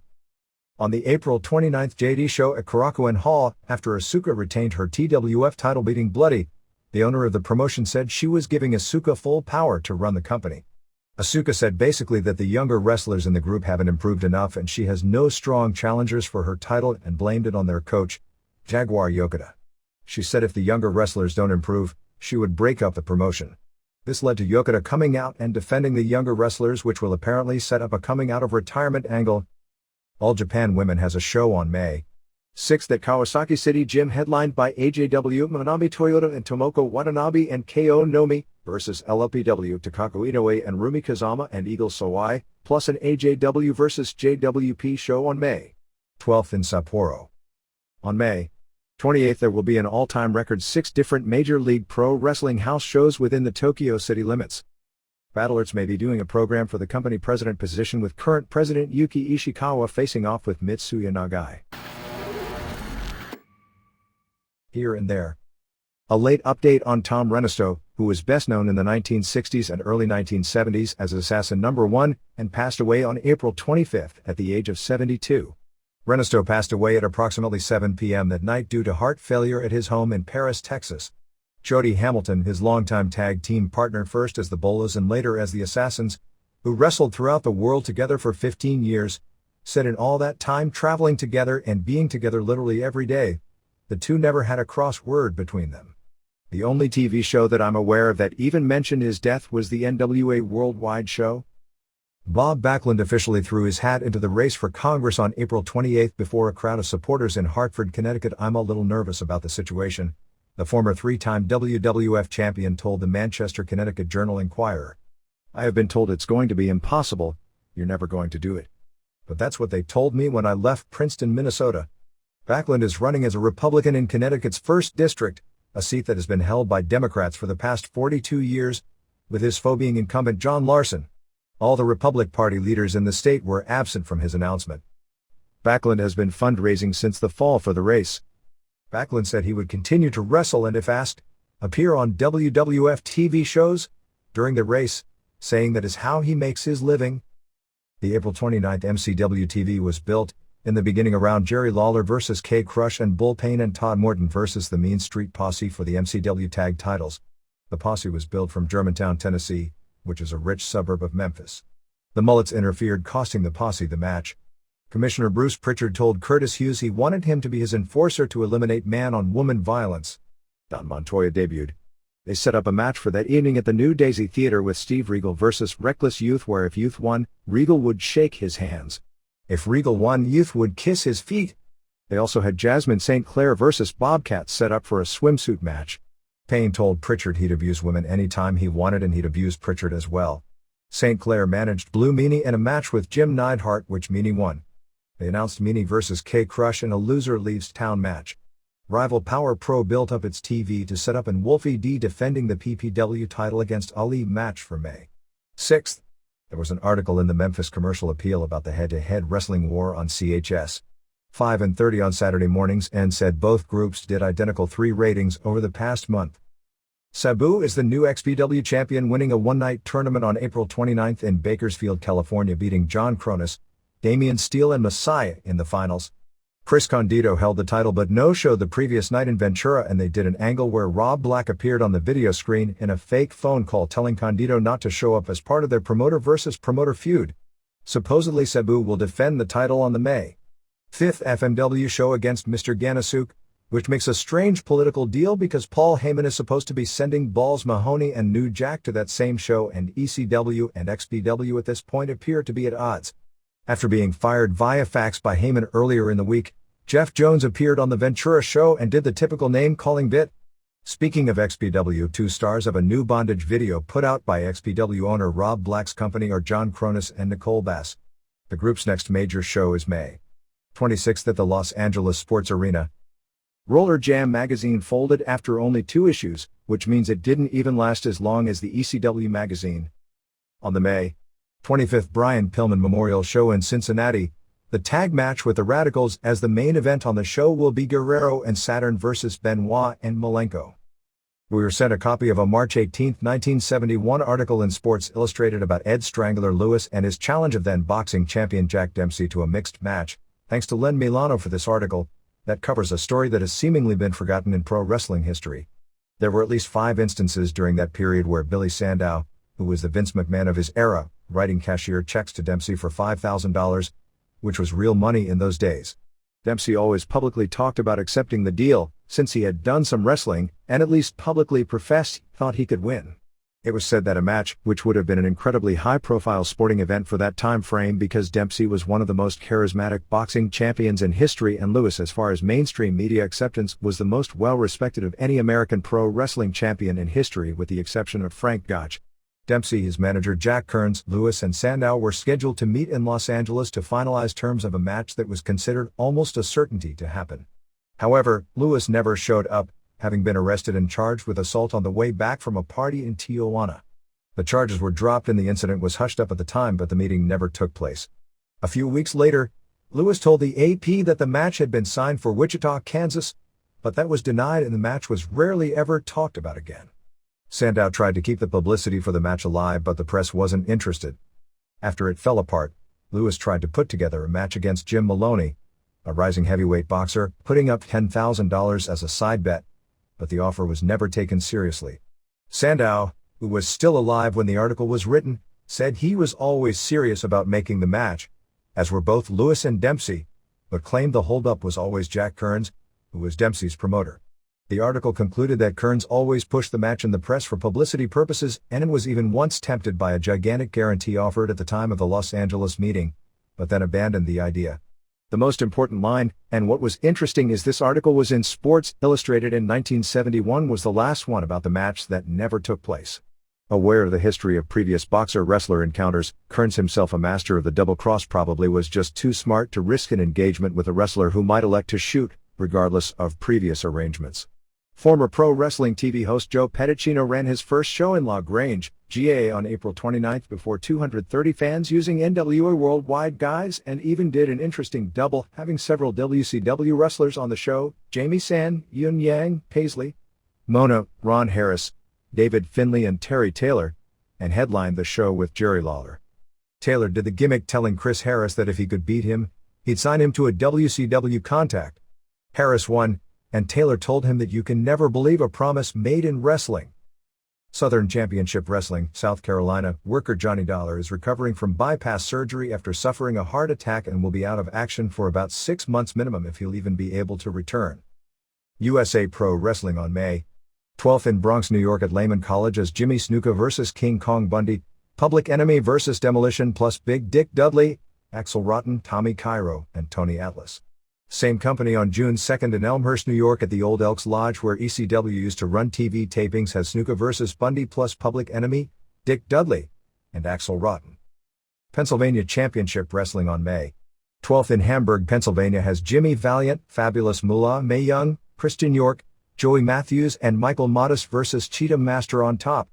On May 13th in Wind Gap, Pennsylvania, has the same crew with Modest vs. King Kong Bundy. All Pro Wrestling crowns tag team champions in its tournament on May 6th at Terra Nova High in Pacifica, California. David Sammartino, 39, who hasn't wrestled in several years, is looking for weekend bookings for the summer. He's based out of Atlanta and can be reached at 678-363-0123. MMA. The Full Contact Fighter TV show debuts at 11 p.m. Eastern Time on the Sunshine Network on May 5th, hosted by Joel Gold and Michael Landsberg, TSN Off the Record. The first show is expected to have news on the May 1st Tokyo Dome show. The show is signed for a 13-week run and will also air on America One and on Viewers' Choice Canada's Barker channel. The pilot episode did huge ratings on TSN in Canada, but the network didn't pick up the show because they were in the midst of an attempted sale and didn't want any new controversial material that the network would get criticized for carrying during that period. Pancrase ran a major show on April 30th at Yokohama Bunka Gym before a crowd announced as a full house of 4,500, real numbers said to be about 3,500, which is also good at this stage of the game. The main event saw Semishult retain the King of Pancrase title, beating Yoshiki Takahashi when the ref stopped the match due to strikes, and in particular a knee in 7:30. In the other top matches, Kyuma Kunyoku drew with Shoni Carter after 13 minutes. In Jason DeLucia's first match back since suffering that horrible knee injury on the UFC Japan pay-per-view show, he was knocked out by Bob Steins in 32 seconds from a punch. DeLucia went for a takedown and got clocked with a punch to the face that apparently looked brutal. Former pro wrestler Minoru Suzuki, who was one of the real pioneers of the Pancrase organization with Masakatsu Funaki and Ken Shamrock but has taken too many beatings and hasn't looked like himself in many years, had his first match in a long time and beat Sean Dougherty in 101 with a chicken wing submission. Hikaru Sato, 19, made his pro debut beating Michael Sajin Kwok in 2:23 via submission. Sato in 1999 placed third in both freestyle and Greco-Roman in the All Japan High School Championships. Takaku Fuke, another of the pioneers of the style who dates back to the pro wrestling roots of the organization, who hasn't fought since June of 1998, returned going to a draw with Daisuke Watanabe. Schultz's next title defense is scheduled for September 24th in the same building. The next Pancrase shows are June 26th and July 23rd at Korakuen Hall, afternoon and evening shows because it's the annual Neo Blood tournament on the UFC Japan show. In the Tito Ortiz vs. Wanderlei Silva title match, it was actually the third round, not the fourth round, where Silva stunned Ortiz with a punch and actually made him get on his bicycle before he got his bearings back. ECW. According to Paul Heyman, TNN brought up the possibility of moving the show from Friday to Tuesday, which he said he wasn't interested in. Heyman said that he figures it's a matter of time before they're kicked off TNN, so there is no point in moving to a new night and having to rebuild an audience. He's been mad about the lack of promotion of the show in the past and said he was miffed because they had a show 2 weeks ago where a WWF wrestler wrestled a WCW wrestler on their show and TNN never promoted it as such and tried to get publicity for that episode of the show. On the TV this week, as they came back from a commercial, Heyman actually got on the show a line about how they're sick of the commercials but TNN needs the money because they have to raise the $100 million to pay the WWF. Heyman is going on the assumption that the court is going to rule against USA, and at that point WWF goes to TNN. The May 14th pay-per-view from the Rave in Milwaukee has 2,400 tickets sold in a building set up for 3,000 to 3,300. ICP Juggalo Championship Wrestling just sold the building out last week. The plan is to do the Anarchy Rules pay-per-view in September in Chicago again. The FMW-ECW relationship nearly fell apart this past week. FMW faxed ECW a letter, upset because Mike Awesome wouldn't be appearing on their shows this week as they had advertised. In the letter, they threatened legal action and ECW assumed it meant against them. That, combined with the fact FMW owes Balls Mahoney either $2,000 or $5,000 for past tours, led to ECW not sending either Mahoney or New Jack to Japan scheduled this week. FMW stated the whole thing was a misunderstanding and that they were in the letter threatening legal action against Awesome and WCW. So it was expected that Jack and Mahoney will appear on the May 5th FMW show, but only that show, barring another problem. Where that still could fall apart is that when Jack and Mahoney didn't come, FMW in their place brought in Matty Smalls, Matthew Inoue, and Sam Fatu, who had formerly worked there as Armageddon, and they debuted on the May 1st show in Hiroshima. There is a lot of talk that due to playing before generally small crowds, that FMW is in bad financial condition right now. There is nothing new on the Storm situation. He is committed to stay through the pay-per-view, and has yet to make any decision. WWF and WCW have expressed at least some interest, although it isn't believed that either side as of the weekend had made a serious offer. Heyman has offered him an incentive-based contract to stay and promised his a program with Credible for the title, and he started along that direction at the TV tapings in Poughkeepsie. The Poughkeepsie show on April 29 drew a legitimate sellout of 2,500 with virtually no paper. Guido beat Johnny Swinger in a bad opener with Swinger missing a lot of spots. Dreamer beat Simon Diamond in a decent match. The TNN opening saw Credible be interviewed. Storm came out and talked about how he trained Credible in Calgary and how by throwing down the tag titles he was throwing away their friendship and they started bawling. This led to Francine and Anne-Marie and later Jazz getting into it. Raven ended up brawling with Storm, leaving Credible to brawl with Dreamer. It all wound up with Kid Cash and Storm in the ring and Storm winning a singles match. Nova and Chetty beat C.W. Anderson and Bill Wiles in a match which saw the Baldies, New Jack and Chili Willy all end up doing run-ins. During and Roadkill beat Tony DeVito and Angel in a match where Grimes and Mahoney also ended up running in. Credible beat Whipwreck in what was described as a 3 stars match. Told that Credible's first 2 title defenses the previous 2 nights against Lynn were in the 3.5 to 4 stars range and the best ECW title matches from an old-style perspective in years. Lynn beat Scott Anton when the network interfered and Rhino put Anton through a table. Cyrus tried to get Lynn to join the network but he blew him off.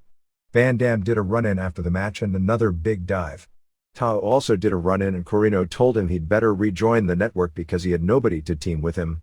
Tao then popped open a beer can and Sandman's music played. Sandman and Tao beat Rhino and Corino in the main event when Tao pinned Corino after a double foot stomp off the top through a table stacked up on top of Corino. Super Crazy had the weekend off visiting family in Mexico. Grimes returned after his honeymoon. Jason Knight didn't work any of the 3 shows, so Credible's entourage consisted only of Francine. The third night in Poughkeepsie, 10 state troopers showed up looking for him and late that evening he voluntarily turned himself into police in Walkle, New York on a bench warrant for a DUI many years back and jumping bail. He is charged with jumping bail and has a May 10th court date. He was released on $500 bail. In a very controversial move, Paul Heyman never aired the Dreamer vs. Taz title change match on either the syndicated or TNN shows. Heyman claimed he was never given the proviso by the WWF that Taz doing a job couldn't air on television, but claimed he did so because he had other things more important to show. The lawsuit involving the infamous ECW fire incident on October 28, 1995 is scheduled to go to court this week in Philadelphia. The incident took place at the ECW arena involving Terry Funk and Mick Foley, ended with a flaming chair in the ring and the fire spread due to kerosene-soaked towels and went into the front row and burned fans. All this happened as the lights were turned off to set up an angle and caused a stampede toward the exits that resulted in others being hurt. The plaintiffs, Raymond and Teresa Schweitzer, claims he was burned and is seeking restitution for his medical problems. From PWBTS website 2 Cold Scorpio worked the ECW show at the arena last week because he was already in the area working the Gary Albright show. He may be used again when ECW tours near his Atlanta home, but there are no plans to bring him in as a regular. WCW. Booker T was injured taking the powerbomb through the table from Mike Awesome. Apparently his legs got caught in the ropes, changing the trajectory of his bump, and will be out for 2 weeks. This takes his match with Scott Steiner off the pay-per-view.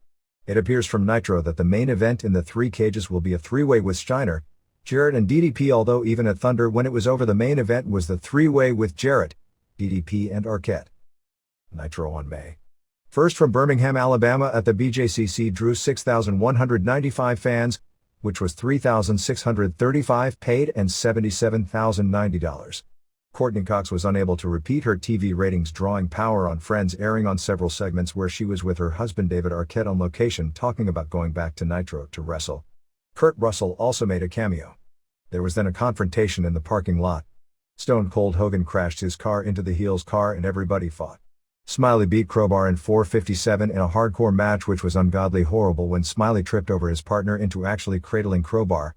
Smiley came out with Ralphus under a mask. Ralphus is at this point scheduled to be the third man with Funk and Smiley in the hardcore title match on the pay-per-view unless someone in Power gets a touch of sanity, and Ralphus got his head caught in the ropes and stayed there the entire match. This looked so stupid. Watching the crowd reaction to this match was like watching a comedian tell jokes that nobody was laughing about. DDP, Kanyon and Arquette came out to no real pop with the belt. When Arquette started talking, the audience started booing. He said he'd give up the title. Bischoff told him he couldn't and that he'd have to be in the 3-cage match at Slamboree. Russo, Liz, Jarrett and Kimberly came out with Bischoff. Luger ran out in the middle of all this looking for Liz. Bischoff told Arquette he'd have to defend against Abbott. DDP said he wanted the match with Abbott. It set up Abbott versus DDP, and if Abbott won, he'd get a title match. Abbott came out for a pull-apart. The problem was security after a few seconds never touched Abbott, and he was standing there lost, not doing anything. Stasiak was shooting free throws the entire show. The idea was he was going to sink 5,200 in a row. Of course he could do this in 2 hours. So he was 1 short of the all-time record when Hennig tackled him at the end of the show. Wall beat Horace Hogan in a tables match in 2:19. What a difference between working a match with Wall and Kidman. Real bad. Kidman ran in and was thrown around like a jobber by Horace, but it allowed Wall to choke slam him through a table for the win. They doubled on Horace after until Hulk came out. Awesome came up from behind. Hogan beat all their asses before they overpowered him. Awesome actually power-bombed Hogan through a table. Hogan didn't take the powerbomb off the top like they teased he would, but took more of a sunset flip through a table. They cut away immediately to make sure the segment didn't leave an impact. Hogan is the smartest man in wrestling. Russo challenged Luger to a match later in the show. Morris won a 3-way over Jarrett and Steiner in 2:30.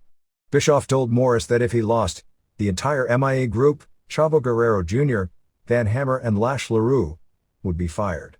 Steiner had Morris in the recliner, but Jarrett hit Steiner with a guitar to set up their short-term angle and Morris pinned Steiner. Bischoff then told the 4 they were all fired anyway. They called them Misfits in action. A small another lawsuit threat by the Misfits. Sting and Vampiro fought in a graveyard.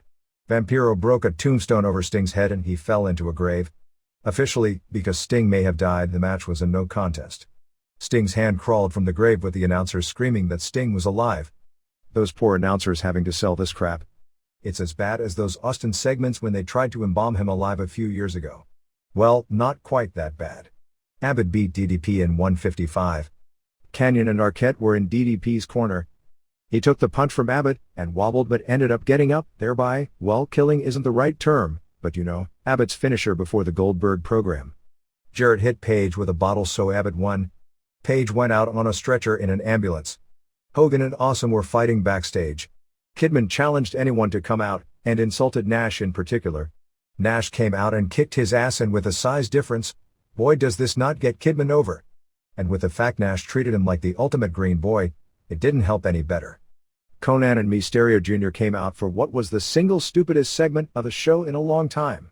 No, not because they could bring them back with an impact and had Nash by himself kick all three of their asses, which was booking stupid, but they do that all the time. But because they laid out a script that required Mysterio Jr., who is months from his knee being ready, and Nash, who is still weeks away from his ankle being better, to run. It's bad enough that under the best of circumstances Nash can't run because of his knee and because he's a 41-year-old man who weighs it looks like 335 pounds. But throw in an ankle that needs to recover shows that nobody has learned anything from the stupidity of the Goldberg ankle. Mysterio Jr. also slipped, and one more knee injury and his whole career could be over. Risking both of their injured legs before they are recovered for the sake of a really bad skit is worse than bad booking. It shows zero care about the health of the talent. Russo was in the ring waiting for Luger. Douglas and Bagwell beat up Flair. Luger came in fighting with security. He was maced and handcuffed. Liz hit Russo with the bat and ran off. Then Adams and Clark came out and beat up all the security guys. Then the real cops came out and maced Adams and Clark. Amazing watching Flair and Luger used as setup guys to Adams and Clark can get the heat. Nash, who after all this, had beaten Mysterio Jr. and Conan into near death, then started smashing their car up. Vampiro did an interview. A crow was on a perch below the big screen. Sting, now totally healthy, came down from the ceiling, and landed way too fast, and destroyed Vampiro with a bat. It must be bad karma because Sting has had 2 bad landings in his last 3 tries on a skit he probably did 50 times or more without any problems. Arquette pinned Abbott in 2:13 when Page gave him the diamond cutter. I know Page was just stretchered out and taken in an ambulance a half hour earlier. Guess what? He drove back the ambulance and ran to the ring to lay out Abbott. That was a great idea. At least it was the first time I saw Hogan and Austin do it. It was already lame when Sandman did it. Nobody cared by now, it's become such a cliche. Part of the problem is that somebody thinks this is a Roadrunner cartoon, and it's not. If people are left for dead, they shouldn't be fine 30 minutes later. It's like Sting was knocked into complete unconsciousness and was fine a segment later. But last week, he got bathed in blood, and 2 days later, hadn't even taken a shower. Finally Awesome pinned Hogan in 7:13. It was a pathetic match as these two, because neither Sells and Hogan can't take Awesome's big moves, are terrible opponents for each other. They acknowledged Awesome as world champion from another organization. Kidman and Bischoff came out. Hogan was beating up Awesome and Kidman by himself until Kidman came off the ropes with a chair and Hogan did one of his patented incredibly obvious blade jobs and Awesome pinned him. Hogan made his own comeback until an indie wrestler ran into the ring for no reason other than to make people think fans were hitting the ring to save Hogan, thus encouraging fans to actually do so, which is always brilliant booking. The red liquid fell from the ceiling and Hogan was drenched in it as the show went off the air. Goldberg was said to be really upset, and rightfully so, with how Abbott was handled on the show. It doesn't kill their feud in the sense that there should be some interest in Goldberg coming back even if he was against Evan Karagias. But Abbott in the role as Goldberg's opponent, whatever aura he should have brought to the table to make him a viable opponent for Goldberg, is totally gone. May 2nd Thunder taping from Memphis at the Roundhouse. In matches taped for Worldwide, Ron and Don Harris squashed Corey Williams and Ashley Hudson. Disco Inferno pinned Mike Rapata, Colorado Kid. Medusa pinned Mona with a German suplex. Before Thunder started, Bischoff came out and told the crowd not to chant "Fun, F.U. New Blood," as a way to get the crowd to do so. Show opened with the faces Hogan, Horace, DDP, Canyon, Chronic, Sting, Flair, Luger and MIA, in the parking lot waiting for Russo and Bischoff. When the limo arrived with Russo, Bischoff, Douglas, Bagwell, Awesome, Kidman, and Jarrett, a big brawl started. It was broken up. Russo then yelled at Miller, Candido, Tammy and Vampiro for not helping out. Russo then announced the entire show would be New Blood vs. Millionaires Club under New York rules with no rules, no ref, and the match ends when the guy counts his own fall. Millionaires Club came out and brawled with another pull-apart. Canyon pinned Jarrett with a flatliner when Kimberly went to hit Canyon with a guitar, but instead Page came out and hit Kimberly with the guitar. Said to be good. Luger beat Wall in a tables match. Russo was doing commentary as was Flair. Horrible match. Russo laid out Flair with a bat shot. Luger had Wall wrecked and Russo hit Luger with a bat, but in dropping Wall, he went through the table and lost. Bagwell and Douglas went after the downed Flair and Luger until guess who was set up again? Yep, Chronic made the save. Once again Flair is a setup man for Bryan Adams. Flair was still laid out when Kidman came out for their match, which ended up having no ending. Mysterio Jr. and Conan ran in from the crowd and joined in until Nash came out and destroyed everyone, power bombing Conan. After the match backstage, Hogan started beating on Kidman all the way back to the ring. Awesome ran out as well, so it was Hogan and Nash versus Awesome and Kidman, ending with Hogan running Kidman off and Nash power bombing Awesome. DDP beat Vampiro. Sting ran out in a druid costume and he and Vampiro fought all over the place until the dreaded red liquid fell from the sky on Vampiro. DDP used the diamond cutter and counted his pin. Sting beat Awesome when LaRue, Hammer and Chavo all beat up Awesome and Sting used the Scorpion Deathlock on him for the submission. Hogan wrestled Steiner for the first time ever. They ended up in the crowd where Morris jumped on Steiner and he and Hogan double-teamed him. Steiner just left. I guess he was counted out. Adams and Clark beat Douglas and Bagwell when they did the double choke slam on Douglas, and Clark counted his own pin and left with the title belts. No idea if it was a tag title change, but most likely it wasn't. Flair interfered in the match.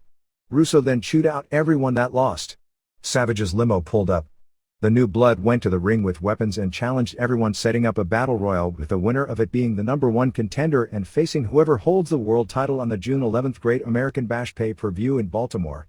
As the match went on, besides NB and Millionaires Club, the Harris Twins, Mamalukes, Disco, Abbott Duggan, who is no longer the TV champion since Russo doesn't like the TV title. Actually, I'm in agreement since there are enough worthless belts out there and it was basically something for Jimmy Hart to use for WCW Saturday Night, and since that show is cancelled, I guess so is the belt. Harlem Heat 2000, Medusa, Mona, Asia and finally Savage got out of the limo last and came in. Match was said to be a total mess. Savage threw a bunch of people out and brawled out of the ring with Condito. Hogan was eliminated when Bret Hart hit him with a chair, but then Hogan pulled Kidman out with him. Jarrett and Page went out together, leaving only Flair and Douglas. Russo came in with the bat when Flair got the figure 4 on, but Flair moved and Douglas got hit in the leg with the bat. Flair threw Russo out, hit Douglas with the bat to knock him over and win the match. Yep, Flair is in the main event for that pay-per-view, being put in a position to have to sell buys after being buried for the last several weeks underground as Adams' setup man. Got a feeling the champ by that point would be Steiner. Hogan tried to suplex Kidman through a table, but for the first time, Kidman got a fence on Hogan and reversed the move and Hogan went through the table and Bischoff counted to 3. Savage then chased Bischoff and Kidman through the crowd. The big finish was totally screwed up. The idea was that Jarrett and Page were to climb a scaffolding. The idea is that Arquette would climb the scaffolding, hit either Jarrett or Page, and it would make sense to be Jarrett, and that is who I was told it was supposed to be, with the guitar, who would take the bump, and they gimmicked part of the stage that they would fall through, similar to Mick Foley's bump at No Way Out and Crowbar's bump that nobody remembers into the gymnastics pad. When leaving the ring, by accident, Asia stepped on the set and fell through so everyone could see it was gimmicked. Arquette then ran out and apparently wasn't given directions as to what to avoid, so he stepped and fell into the gimmick part of the stage. So Jarrett and Page improvised up there, with Page deciding to save the show and take the bump into what was already evident as a gimmicked hole in the stage. No idea at press time how this will be edited to attempt to make the save on television. Torrie Wilson missed Nitro due to having minor surgery. Some notes on the April 26th Thunder TV show taped in Syracuse, New York the previous night. The only way to describe the show was very sad. The only things on the show that were compelling TV were a very good Kidman vs. Horace match, and parts of the interplay with Flair, Luger, Russo, Douglas, and Bagwell. But parts of that were really sad. Flair is still easily the best interview except Anderson, but you know the drift there, in the company. But Syracuse, New York may not have been the place to pull out those 80s names that were never big deals in the WWF, which is all the local fans there grew up on. When they made the stip where Flair got 5 minutes with Russo and Russo didn't sell it, and then said this is where I'm supposed to play chicken shit heel to zero pop, he came off as such a mark playing to this tiny audience, virtually none of whom were in the building, and it was embarrassing. Luger actually did a decent promo, and that doesn't happen every day. Regarding Tammy Sytch, that was even sadder. I'm very sensitive to the problems of women in the late 20s or mid-30s, Sytch is 27, who are still trying to look 18 because that's the look the pro wrestling audience fantasizes about, which unfortunately isn't possible in most cases naturally. This leads to those unhealthy secrets, whether in Hollywood, modeling, or this business of bulimia, chain smoking, GHB, speed, or worse. But for a woman who looks 35 to dress in front of people like she's 18 just killed her status as a sex queen dead that she could have saved by dressing smarter. If you actually look closely, I doubt Sytch's body is terribly different from Stephanie McMahon's, who through great usage of makeup and smarter dressing did away with playing the sex symbol even though she doesn't have the bikini body that the other WWF women being pushed do have, largely through artificial means. The match was the all-time worst as well. You had women showing lots of skin to a heavily male audience, most of whom were college students that didn't even have to pay for tickets, and they still got booed. Bret Hart's concussion is clearly affecting him. He's been great on some TV and media appearances, and apparently not as great on others. But the lengthy sit-down interview of him in this state didn't work on a pro wrestling TV show. I recognize they are paying him big money and feel the need to get him on TV because he is a big star and he can't wrestle yet. But on a show where guys get run over by cars and are back 7 days later, presenting him in that position and having him not able to wrestle due to an injury that on television to the uninitiated viewer looks like a typical pro wrestling spot makes him come across as weak. Everyone has their own opinion regarding David Arquette getting the belt. It got a little media, but not enough to justify the excuse to do it because of all the mainstream pub they get. It really came across as some people using the fact they run the company, or have input to those who do, using the company and its fans to kiss up to someone for a Hollywood connection for life after wrestling. It is the reality of what wrestling probably always has been. It's only more blatant now because in the old days the final decision-making power rested with the promoter, who at the end of the year, generally wanted to make a profit. With this company, while there is pressure to make a profit, the pressure isn't nearly as great as the company is going to continue to exist even as a money loser. It's sort of offensive as a fan to recognize they aren't booking for fans, but booking so if when this job explodes, maybe they'll have a friend who can get them a television connection. Of course, if the ratings go through the roof and they draw a big buy rate, and that's all anyone looks at today is how the business did this week anyway. Some schedule notes for July. The July 4th Thunder taping due to the holiday, scheduled for Columbus, Georgia has been moved to July 5th so Thunder will be live that week. Also, there is no Nitro on July 17th, as TNT is doing a two-part movie in prime time on Sunday and Monday that week that they are hopeful of getting an Emmy Award for. Nitro will take place live on July 18th at the Palace in Auburn Hills, Michigan, while Thunder will air live on July 19th from Fort Wayne, Indiana. I don't know if this matters in any decisions, but the May 7th Slamboree pay-per-view is from Kemper Arena in Kansas City, as is well known, but lost in the shuffle is that would have also been Owen Hart's 35th birthday. Bret Hart is not expected to appear on that show. As of right now, they are only figuring on paid attendance in the 6,000 range for the pay-per-view and in the 4,000 range in the massive TWA Dome in St. Louis for May 8th Nitro. WCW drew 29,000 the first time they ran the building in the middle of a major blizzard.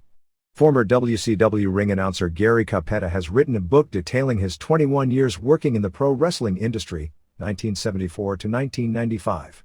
The book is expected to be released in November. Maestro Robert Kellum was given word that he's being released as of May 31st. Barbarian St. Valehi was also released. Bobby Eaton's contract expired and wasn't renewed. They hadn't used him hardly as at all over the past several years but had been kept around because he was so well liked by all the old-timers, and whenever someone would want to fire him, people always went to bat for him. The bad thing was how it was handled. Eaton, who is now 41 and in his prime was one of the greatest workers the business had seen up to that point in time, didn't get a check in the mail one week and called about it and was told at that point he was no longer with the company. He called J.J. Dillon about it, and Dillon told him his contract had expired and he wasn't being renewed. Eaton was probably the only person left who had been with the company uninterrupted from the Turner buyout of Jim Crockett in 1988, and his tenure with Crockett dated back to the Midnight Express days in 1985. Vampiro on April 26 had a contract dispute with WCW which even resulted in him contacting WWF. By the next day, everything had been smoothed over and he apologized and was expected to sign a new deal this week. Evan Courageous, was offered a new deal for $85,000 per year. Bret Hart is booked starting May 15th on all Nitros and Thunders from this point forward. The ones he's not scheduled for next week are May 8th in St. Louis at the TWA Dome and May 9th in Springfield, Illinois because he's scheduled for depositions in Kansas City by the WWF attorneys for the Owen Hart lawsuit on those days. There has been some internet talk about a Nitro in Toronto in September. They do have a hold for the Air Canada Centre, but I'm told that is far from a done deal. Chavo Guerrero Jr., Hugh Morris, Van Hammer, Lash LaRue group calls MIA Misfits in Action, seems to be put together as a cross between the original Dudleys and the Oddities. David Arquette, who learned about winning the title the afternoon of the Thunder show when the idea was formulated, and at the time was asked to keep it through the pay-per-view, in an Alex Merves interview on WrestlingObserver.com said about the offer, "I said I felt alright, but I did feel kind of weird. Obviously, I don't deserve it. These guys are so skilled and it takes so much athleticism and gymnastics and strength, not to mention all the acting stuff that goes into it, it's really hard." Arquette said he learned wrestling from Canyon, DDP and Shane Helms in a ring at the warehouse where they practiced before doing the movie Ready to Rumble, and said he messed around when the ring was up while they were doing the movie. After the show in Syracuse where he won the title, Arquette was buying food and drinks at the bar for everyone, not just wrestlers but also fan hangers-on, and he was, unlike many celebrities who get involved, very well liked by the wrestlers, even the ones who didn't think using him in that way was a smart idea. Arquette is said to be splitting his earnings from doing the pro wrestling to the family of Owen Hart, Brian Pillman and to Darren Drozdov. Michael Modest and Christopher Daniels were both told to be patient because WCW is first trying to get over the wrestlers who have been around longer. "I know what you're going to say about Mike Awesome, but if you've been a star elsewhere the rules are different, and before you bring up Japan, there is nobody in power with clue one about Japan." Daniels is under contract but hasn't been used. Modest isn't under contract but has. Basically both were in some form brought into the company due to the recommendation of Jim Barnett, who is close friends with Kevin Sullivan and Gary Juster, so they picked the wrong contact who got them in at this point. Entertainment Tonight, Extra and Access Hollywood all mentioned the Arquette title win. At one point there was an idea about moving WCW Saturday Night to a morning time slot because it was doing poor ratings. Now, since going to the recap format instead of using it to give matches to the younger wrestlers, the numbers are up a little and fairly competitive with what the rest of the station is doing. What that means for the future is unclear, although it may mean the show won't move in July after all. Dusty Rhodes will be returning to the organization as the host of WCW Classics, which will be tapes of old Crockett and WCW matches dating back to the mid-80s that will appear on the new Turner South network when it debuts in the summer. Rhodes will be doing wraparounds for the matches, and his segment in the pilot was said to be horrible. Rhodes delivered no insight and little content in general about some matches that he actually booked himself. The Nitro tapings in Birmingham, ring announcer Dave Penzer plugged the show and that Rhodes would be the host. There's some talk that Dustin will be taking on a character as legally close to Goldust as they'll be able to legally get away with. Rave, Bradley Kane, and Len Carlson, have apparently been given a release as well. The former Lodi had real good charisma at ringside, but was totally lost as a wrestler in the ring. You know, the old Peter principle applied. He was so good they promoted him to a new job he was bad at. Lane was good in every role they asked him to play, and why they didn't use him, considering some of the people they have used as regulars and pushed, is beyond me. Thunder on April 25th in Syracuse, New York drew 1,269, paying $29,559. House show on April 26th in Glens Falls, New York drew 2,566, paying $53,914. The Glens Falls show was headlined by DDP over Jarrett and Duggan, who is from Glens Falls, over Wall in a tables match. The top matches advertised were Sting vs. Scott Steiner and Flair, and Luger vs. Bagwell and Douglas, none of whom appeared, nor were there any mentions of them not appearing at the show. To show who is really over and who isn't among paying customers, during the show the chants throughout were "We want Flair" and not any of the rest. Merchandise for April 24th through April 26th was $31,814 or $5.75 per paying customer.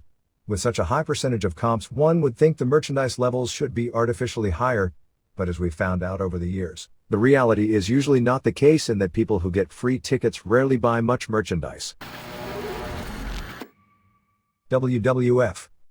Representatives of New York State Senator Tom Libous, who is contemplating introducing legislation that would mandate drug testing for all wrestlers to perform in New York, and representatives of both WWF and WCW are scheduled to meet to work out a compromise in the proposed legislation.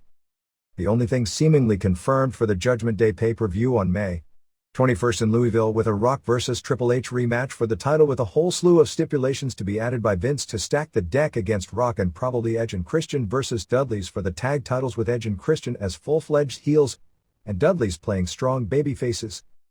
Raw on May 1st in Baltimore drew a sellout 11,553, paying $339,265. Test and Albert beat Dudley's again, this time after doing the 3D on Test. Christian and Edge did a run-in, and Christian used the reverse DDT on Devon, allowing Test to get the pin. The segment was hilarious.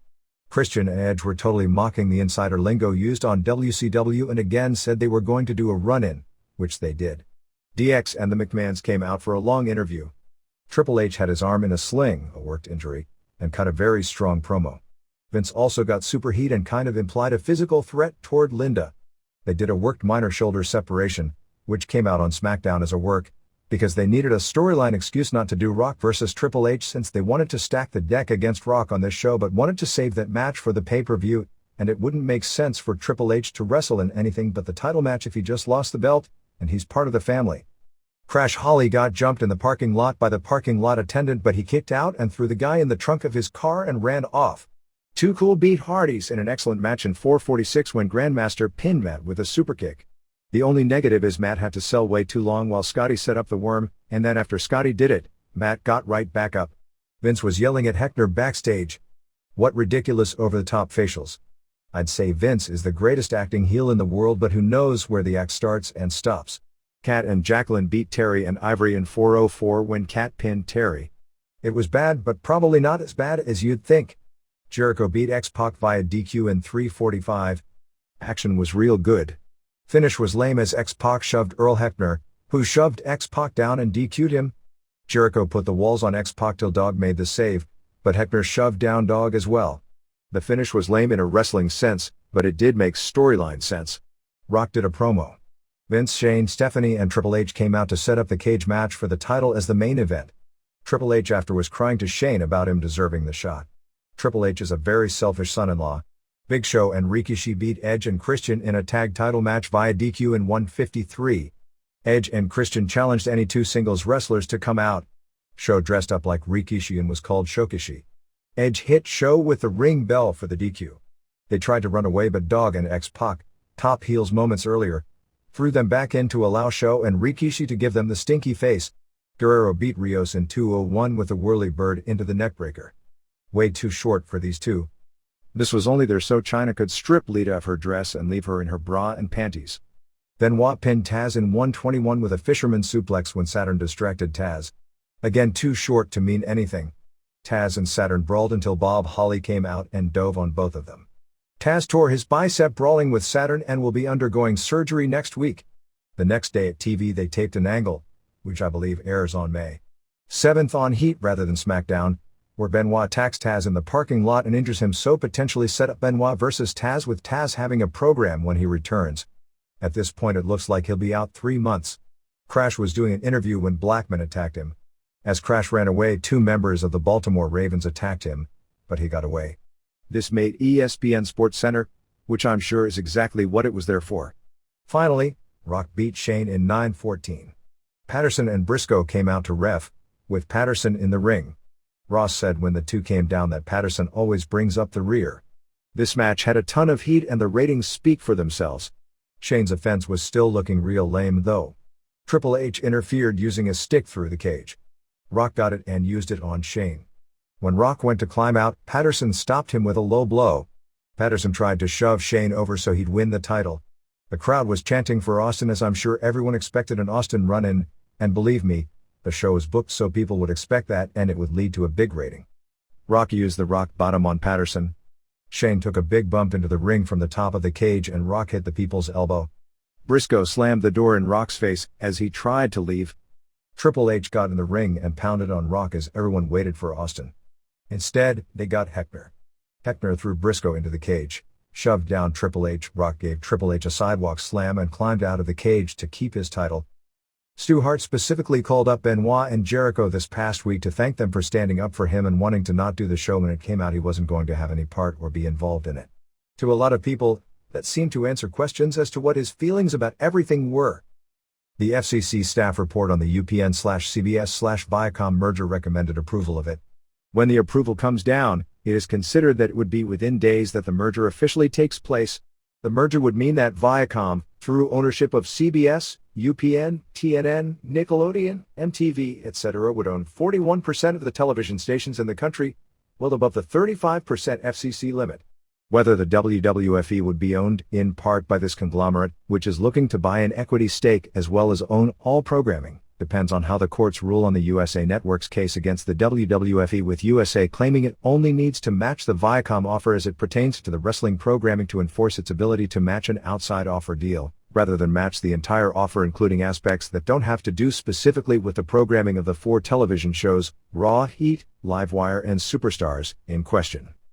Obviously, the WWF is hoping the court rules in its favor to get the media synergy of all the various networks and partial ownership of the company by Viacom working together to strengthen the promotion.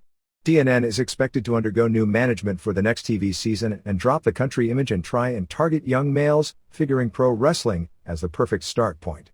CBS has talked about the idea of running pro wrestling specials on Friday or Saturday nights before the major pay-per-view shows, as well as made-for-TV movies that WWF would produce. In addition, WWF feels the MTV tie-in will help them since they are wanting to launch their own record label and bid for major artists. On several news stories about the WWF/USA lawsuit, it noted that USA, if they get the WWF, would be adding a new WWF show to air on Wednesday nights. According to those in the WWF, there has never been any discussion about adding any new wrestling programming for next TV season. Austin is actually a long way from returning to the ring, as evidenced by his limited use on the pay-per-view. Austin was only used for the one spot during the match because they didn't think it would be beneficial to have him standing around for most of a 20 minutes match. He wasn't in good enough physical condition to do much of anything, and as you can tell, he can't even execute the stunner yet. He's just started lifting lightly. He has another doctor's exam this coming week to determine how well the bone taken from his hip to reconstruct his neck is healing. He still has some dead spots in his hand. Austin has made it clear he doesn't want to come back and be a Hulk Hogan, who lives off the name he made years ago and can't work up to main event standards any longer. It is not even a definite he'll ever wrestle again, and at this point they are looking at SummerSlam as an earliest possible return to actual wrestling date. Undertaker is expected in the ring at the King of the Ring pay-per-view in June and on television a few weeks before that. Shawn Michaels is expected to return in his old commissioner role sometime around the middle of the month. Jim Ross teased it in an internet report, and Michaels wrote back that while he'd be glad to be back, that nobody from the company had told him he would be back or given him a date. Billy Gunn met this past week with Dr. Jim Andrews in Birmingham, and he's just starting rehab on his shoulder and should be out for several more months. SmackDown Heat tapings on May 2nd in Richmond, Virginia. In dark matches, Scott Vick beat Julio Fantastico in an average match with no heat, and Dupes beat Christian York and Joey Matthews. York and Matthews looked a lot better than Dupes, but the crowd didn't care about either team. For Heat, Snow and Blackman beat Taka and Funaki. Snow did a flapjack on Funaki on the entrance ramp. Godfather pinned Brown in a match with no heat. Venus beat Saturn in another match with no heat. Malenko tripped Saturn on purpose, which airs after SmackDown but stems from something that would take place later live. Dudley's beat Too Cool in a very good match. Both teams were cheered. Edge and Christian did commentary and promised another run-in. Just as Scotty was about to do the worm, Edge speared him to lead to him getting pinned, designed to turn Edge and Christian even stronger heels because they kept fans from seeing the worm. For SmackDown, Jericho won the IC title from Benoit in the best match on the show. Heckner, who lives in Richmond and that fact was pushed hard the entire show, was the ref. Benoit shoved Heckner out of the ring. Jericho got the belt and hit Benoit with it and then gave him the quebrada, which is back to being called the Lionsault, for the pin when Earl ran back in. Benoit may be getting the belt back very shortly. The McMahons and DX did the long interview, ordering a main event of Rock and Heckner versus DX, and if either Rock or Heckner were pinned, whoever pinned either of them would win the WWF title. Guerrero and Chyna beat Rios and Lita. Lita kept running from Chyna. Angle pinned Bob Holly. Rikishi beat Edge and Christian via countout. After the match they doubled on Rikishi until Too Cool saved and they all danced afterwards. As a way to turn the Dudleys' face, Stephanie, Tori and Dudleys had a backstage argument with Stephanie yelling at the Dudleys for their treatment of women. Bubba teased attacking Stephanie but Devon stopped him. Hardys beat Test and Albert in a good match. Big Show dressed up as Conan the Barbarian, as Shonen the Barbarian, no contest Buchanan. Show choke slammed him twice and kicked him out of the ring. The bell just rang. Crash Holly beat Malenko when Saturn accidentally cost him the match. Malenko and Saturn brawled after the match to no crowd reaction.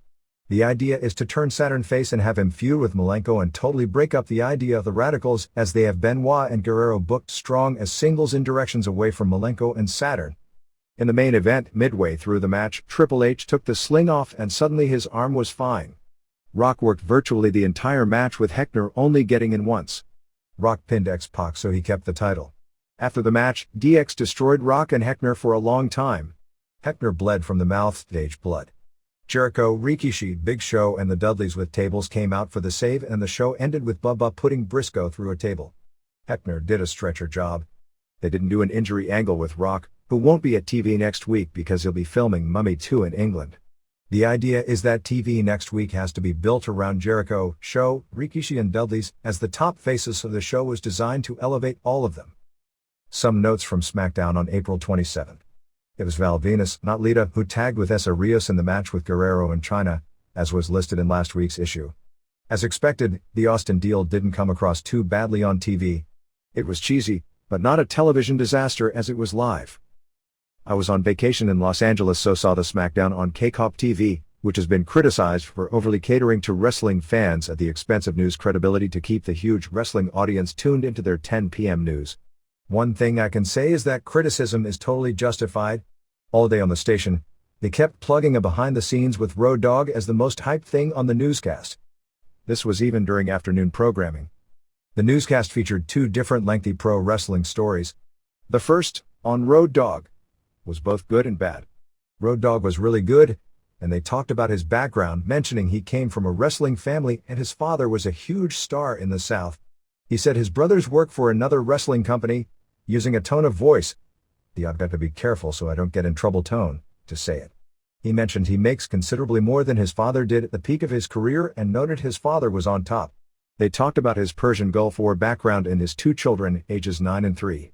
He said he doesn't let them watch WWF programming live, but will tape the shows and let them watch his matches, editing out offensive parts like when he says "suck it."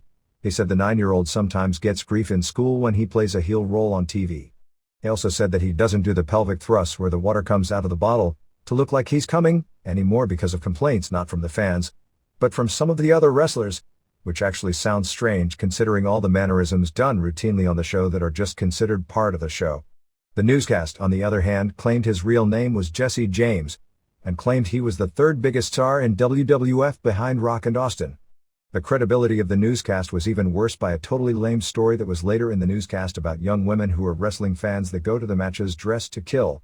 The story used bogus stats to claim that the WWF was the highest-rated television program among women in the United States and credited the numbers listing WWF number 1 every female demographic except 55+, where they claimed it was number 2, to AC Nielsen research. Stop laughing, there is actually a statistical way they did it to make that statement accurate even though it was highly misleading and hardly speaks well about the credibility of the newscast. They added up every female viewer credited to the WWF network, which is 7 different television shows per week, and using that number, more women do watch WWF than watch the single primetime episode of ER every Thursday night. Of course, if every single episode of Friends nationally in syndication was added together with the weekly primetime show, it would draw monstrous numbers as well that would blow WWF away. They claimed women from all over the world come to WWF wrestling shows at the Staples Arena in Los Angeles. The show they did the interview at was WrestleMania, which was hardly indicative of a typical WWF house show, finding a woman who came in from Australia at the card. They interviewed a bunch of women, a few who said they came because their boyfriends were fans and now like it, most who came to see The Rock, and Mick Foley and Edge were also named by different women as to why they liked the WWF.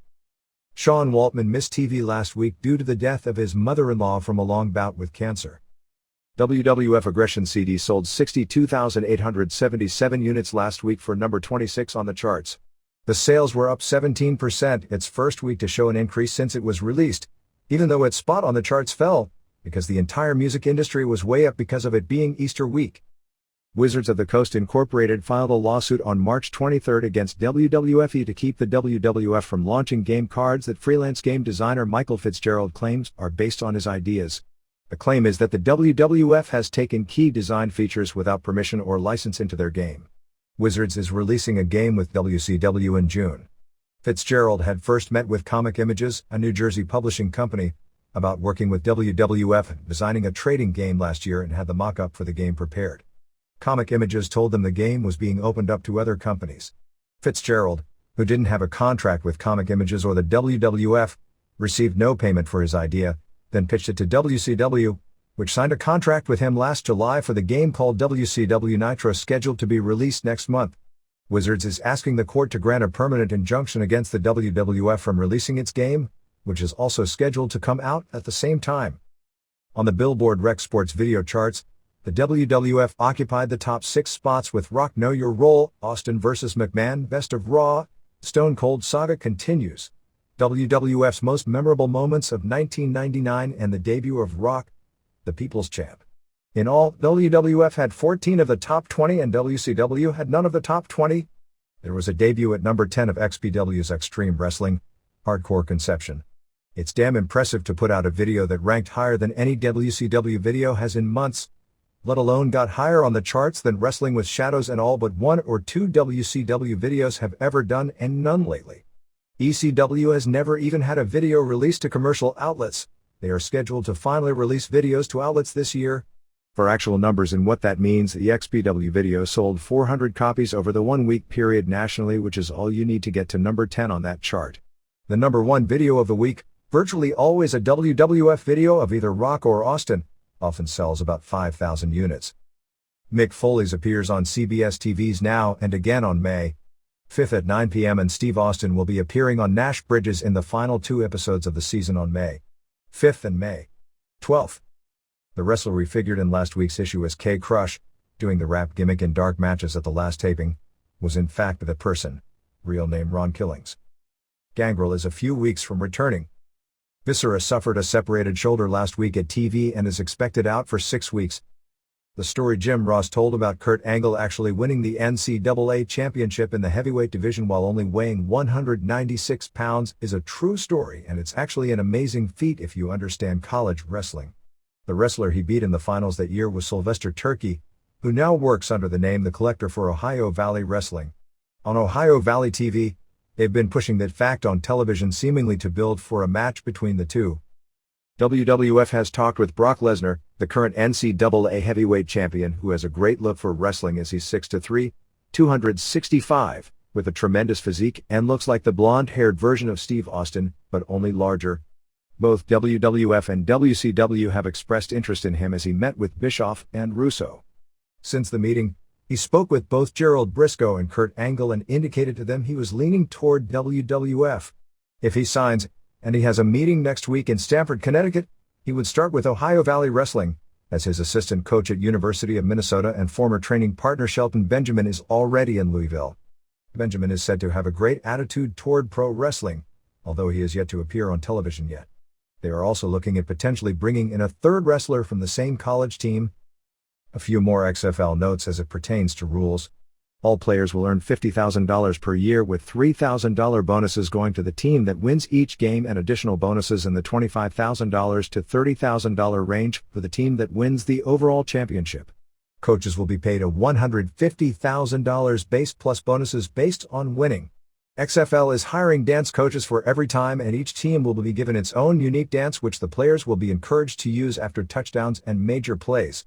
Besides no fair catches, kickoffs will be from the 25-yard line and kickoffs can't be allowed to go into the end zone for a touchback. They are considering 4 points for any field goal of more than 50 yards. They will try and build local teams around players from the area with a territorial-based draft. The April 28th IWA show in Ponce, Puerto Rico, which was headlined by Rock and Kane Over Dudley's and also featured WWF performers such as Val Venus, Essa Rios and Lita, as well as WWF contracted performers who are working as regulars for the promotion like Steve Bradley, Tiger Ali Singh, and Giant Silva, drew about 7,800 fans paying in excess of $175,000. Rock was over as you'd expect Rock to be over. When the match was over, Paul Bearer, Rock, Kane and special ref Savio Vega all delivered people's elbows to the Dudleys. For protection because Puerto Rico has a history of being dangerous, they put the main event on in the middle of the show.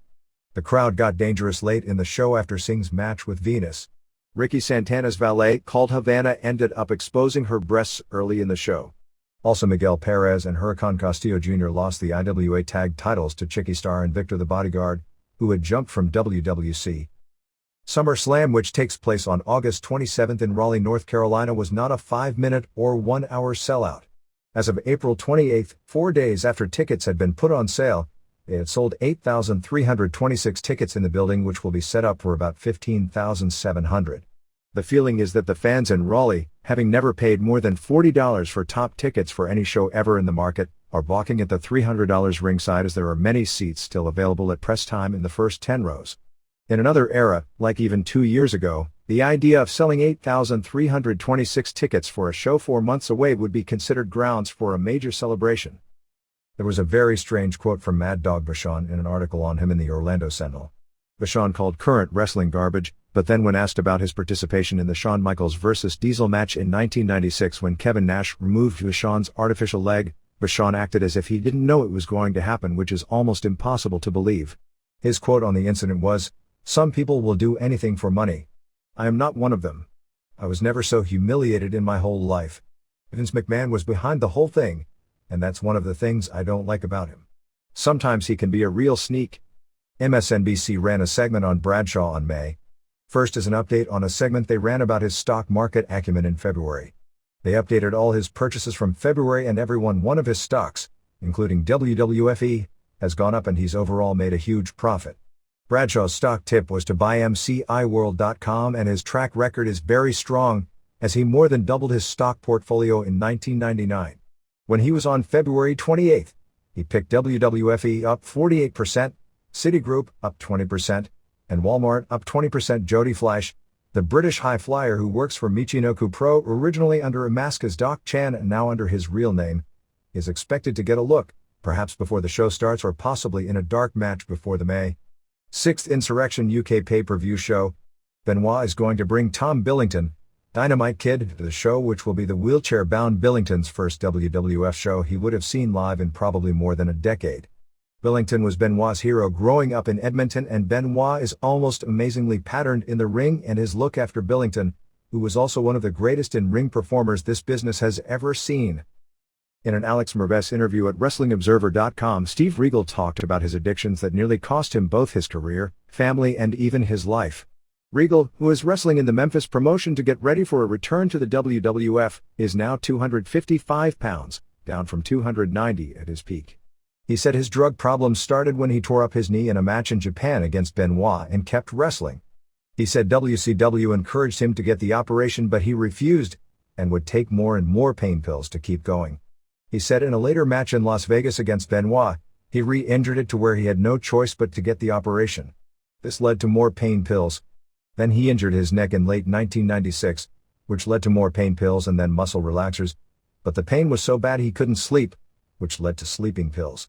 Then he and Benoit were in an auto accident in Tupelo, Mississippi together in January 1997, and his career went downhill from that point.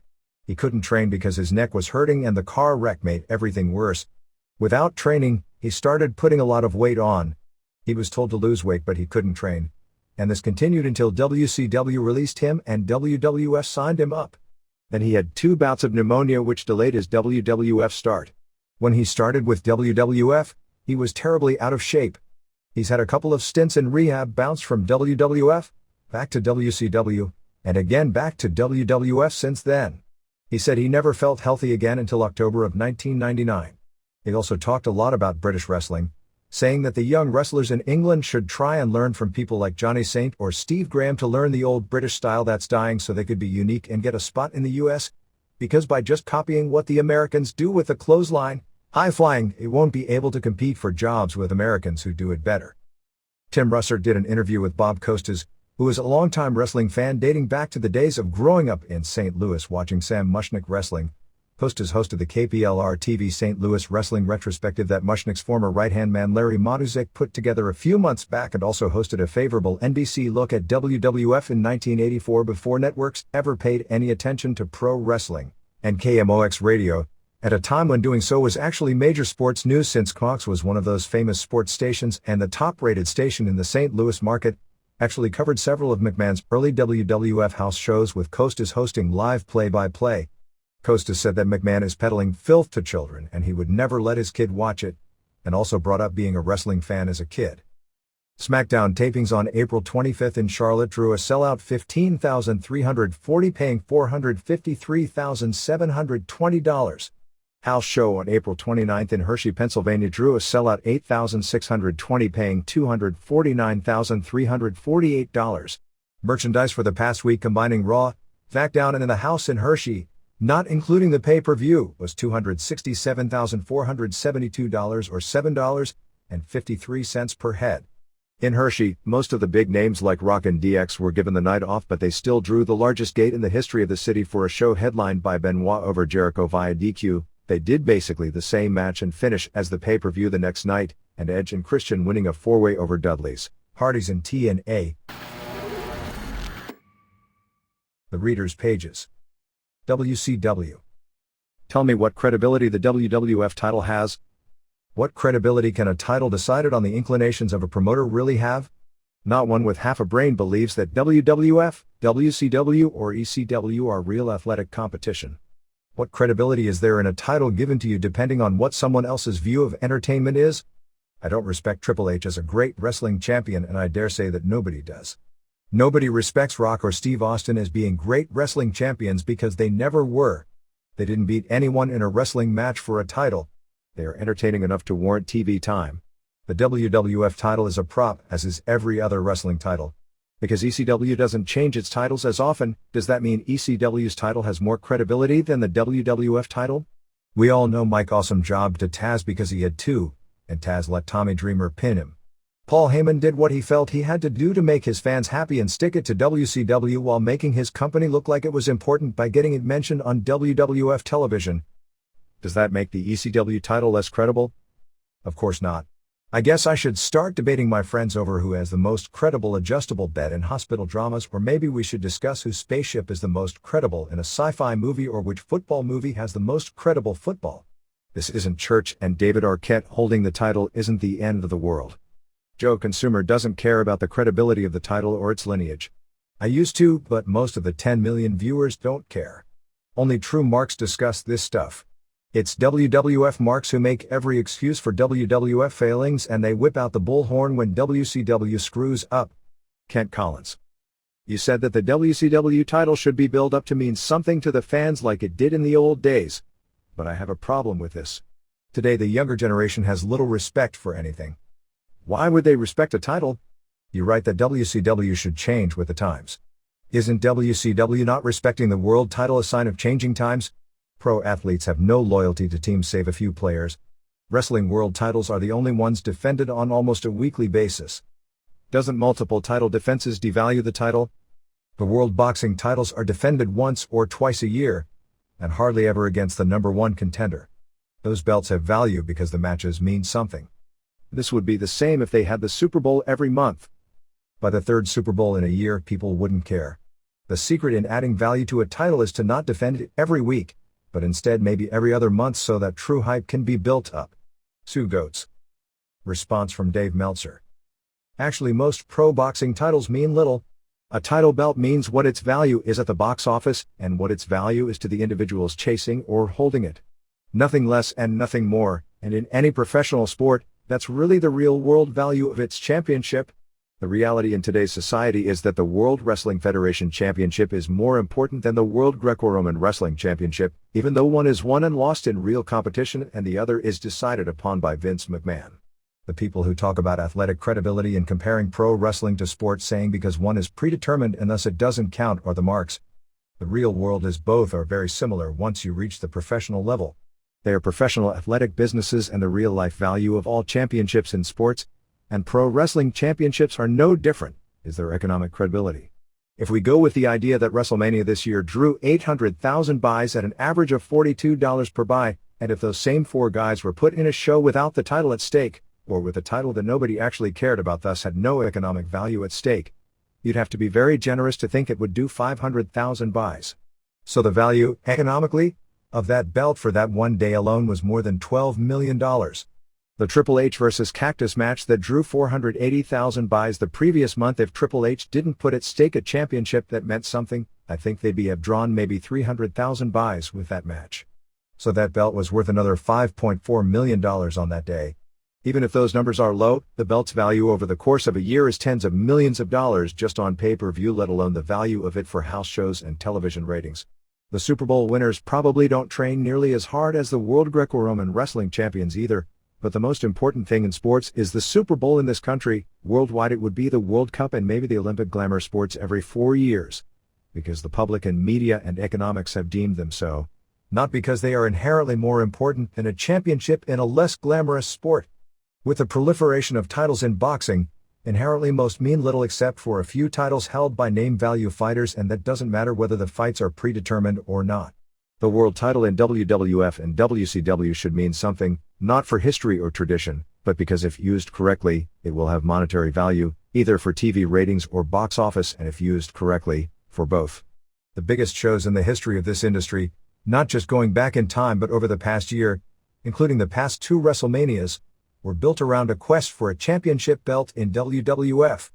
Occasionally an angle gets over so big that it's bigger to the mainstream that a quest for the belt doesn't figure into the equation, Hashimoto versus Ogawa, but in more cases than not, the biggest money angles involve that quest. Probably the biggest non-title angle in WWF history was Austin versus McMahon, but the buy rate for its singles match was less than many title matches with far less hype. Ruining a minor belt may not hurt a company. Ruining the one major belt may not even necessarily kill a company, but it does kill the easiest way to build to a rating or a big buy rate and pop live attendance. For people running the companies to dismiss that reality of who is champion and the importance of the main event program in a company shows who does and doesn't understand the business of wrestling. WCW is a company run and booked by people who hate pro wrestling. They are spitting on their title, every wrestler who ever held that title proudly, every wrestler who took seriously wrestling for it, and every fan who ever took pro wrestling seriously. This was a move to mock history and try and tell its audience they are fools to watch their garbage. I get their point.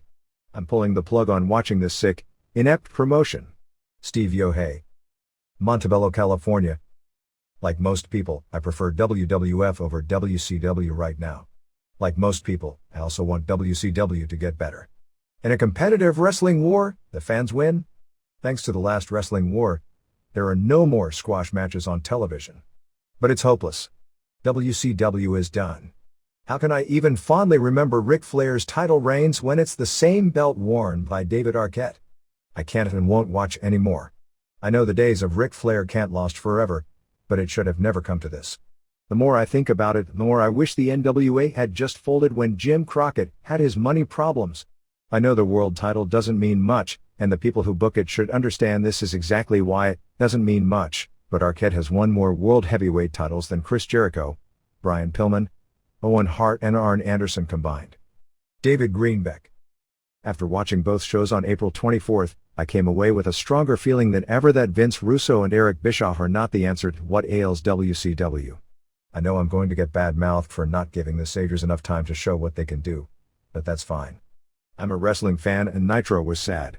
When the only signs I've seen out of WCW in the past 3 weeks is moving away from anything resembling decent in-ring work, comically bad segments, Hogan and his Jedi power comes to mind, booking directed at smart marks who make up such a small percentage of the audience, and pointless jabbing at a superior product. There is no way I can think anything but WCW is headed down the wrong path again. While I think there is a higher level of energy on the show and the workers are more motivated, the bad booking negates the harder work. When the WWF caught up to WCW in 1988, Raw was consistently the much better show, and it took months and months of that before there was a big change in the ratings. Yet I hear people proclaiming that Nitro is on its way to dethroning Raw. What? It may be true that WWF sometimes is in cruise control, but that doesn't change the fact that every program is rock solid. Plus, they can put together a blow-away show, an example being on April 17th. WWF has never had so many performers that were over in its history. While not there yet, they are slowly training the audience to appreciate good wrestling. The big kicker in all of this success is that Undertaker and Austin have been on the shelf for months. I want WCW to get better so there is some semblance of competition, but it's really ignorant to think that WCW will surpass WWF within the year. The fact that Russo and Bischoff panicked and hotshotted the title change the third weekend shows they don't have the patience to do what is necessary to build the show back up. What did WCW gain from DDP beating Jarrett in one of the most anticlimactic title changes in history? You tell me. That was terrible, terrible booking. The chase of the world title is probably the most important part of the booking scene in any federation, as evidenced by Rock's year without the strap, and the same with Austin in 1998. WCW has thrown that to the wind. The remaining credibility the belt had now is gone. James Kelly, Arlington, Virginia. So what's Russo's excuse of the week going to be this time? According to my calendar, Monday was the anniversary of the opening of the Empire State Building, so that must have been the reason for the ratings being what they were. Russo sure got everyone talking about WCW. Unfortunately, just about everyone except for Bob Ryder was talking about how their product sucks. Russo is just like the previous WCW bookers who would hear crowds boo and groan loudly and actually think they were doing a great job of drawing heat when the fans were actually saying they would never be fooled into paying for that crap again. Obviously, the millions of viewers of pro wrestling just don't understand pro wrestling as well as Russo does. Gary Will. Waterloo, Ontario. Sting. I have a thought in reference to Sting dropping from the rafters. I think it's debatable whether it is in poor taste or not that they are doing the drop again. I think the fact the stunt just does so little to add to the product, and therefore is so unnecessary, is what makes it so offensive.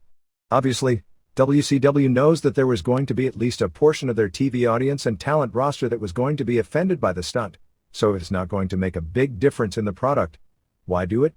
But I thought the April 24th incident was clearly offensive, to me, at least, because of the visual of the bloodied Sting hanging lifeless from the device.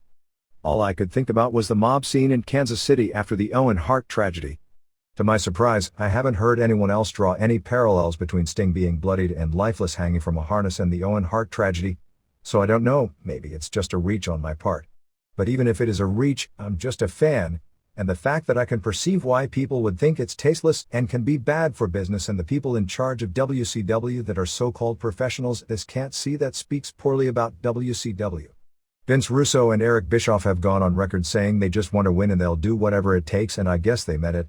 To me, the saddest part is not only was the angle tasteless, but it does nothing to help them win, to improve ratings or improve the company. Mike Wisniewski. After April 24th, I'm pretty disgusted with WCW. At least this time nobody has used the Brett was there and okayed it excuse. The way I look at it, Eric Bischoff said it wouldn't be done anymore. Maybe he didn't promise it, but he still said it. He promised Martha and Stu and Helen Hart and Chris Jericho as well as all of Owen's friends in WCW at the time. He promised the wrestling fans as well. Not only is the drop in disgustingly bad taste, but it proves Bischoff's word isn't worth jack. I wrote him a letter last week and did it again after the second time. If it happens again, I'm not watching WCW until Bischoff and Russo are out of circulation. I know that people who defend Sting coming down point to Eddie Guerrero, but what does that have to do with anything? I'm offended by the Guerrero portrayal and have written WWF to tell them that. But Vince McMahon never said we will never do an offensive racial stereotype again, did he? Zach Adams. Response from Dave Meltzer. Actually, as I recall, McMahon said they don't use racist angles in the WWF. As for Bischoff, I don't recall him ever saying anything at the time of Owen Hart's death other than for now they wouldn't do the drop out of respect to Owen, but I was under the impression he and Sting both left the door open that they may do it again at some point. I could be mistaken, but that's how I remember the situation. I happened to be in Revere the night of the Eric Kulas situation and sat 8 or 9 rows back. Yes, the sight lines are poor and most people including myself didn't know what was going on until the EMTs came out. It was a 95% adult crowd, rowdy and liquored up. As for Sting, it is my opinion, having read and watched everything about the Owen Hart death, that WCW stunts with Sting are fine.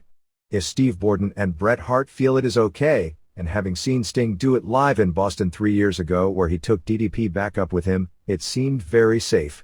The question everyone should be asking before putting down WCW is, do stunt people stop doing stunts due to a death? No. Do we stop taking trains if a train crashes? No. Do auto racers stop driving due to many deaths in that sport? No. It was a horrible accident that most likely could have been avoided. I feel when all the facts come out in court, it will show the rigging wasn't done safely. Steve Borden has a family and he's a born-again Christian. Do you think he would do this if he felt he was in danger? No. Matt Cale. Boston, Massachusetts. Marketing to kids. It's really depressing to hear my fellow wrestling fans respond to Phil Mushnick. Rather than arguing his points or providing counter-arguments, they simply berate him, call him names and dismiss him as some crackpot with an agenda. Sure, he has an agenda, but most of his points are dead on. I've loved pro wrestling for years, but I recognize the fact that as a business, it has some serious ethical flaws. The following points made by Mushnick about North American wrestling seem pretty much irrefutable. 1. Pro wrestling companies market a violent, misogynistic, homophobic, stereotype-laden product. 2. Wrestling companies heavily market this product to children. 3. Wrestling companies permit, if not actively endorse, Rampant steroid use among their employees and drug problems have led directly to an extraordinary number of premature deaths. 4. Wrestling companies lie pathologically about all of the above issues. They have every reason to. Again, I accept these problems and consequences. Wrestling is a very dirty business, and fans who can't admit to the truth about that had better have arguments to support their case. Most of the people who have responded to Mushnick so far simply reinforce the stereotype of wrestling fans as ignorant, aggressive, close-minded fools. Paul Galbraith. Does the WWF market to kids, meaning those under 13 years old, as I really don't think the product is objectionable to teenagers? Yes. It is relevant. No. The whole topic is much ado about nothing. Kids will watch wrestling because they like wrestling. Kids have been watching and attending wrestling TV shows forever. Were Jerry Jarrett, Eddie Graham and Roy Shire selling toys, video games and other kid-oriented products? No. But kids were still watching Jerry Lawler, Jack Briscoe, and Ray Stevens.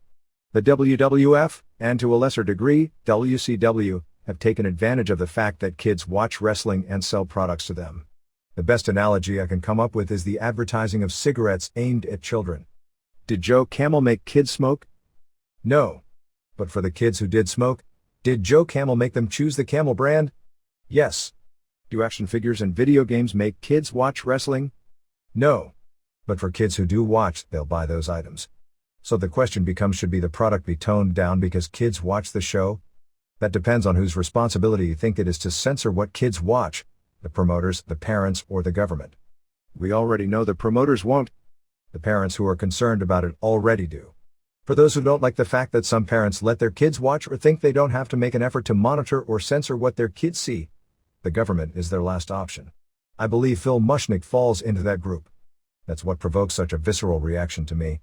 The doing it for the kids line strikes a chord with a lot of people these days.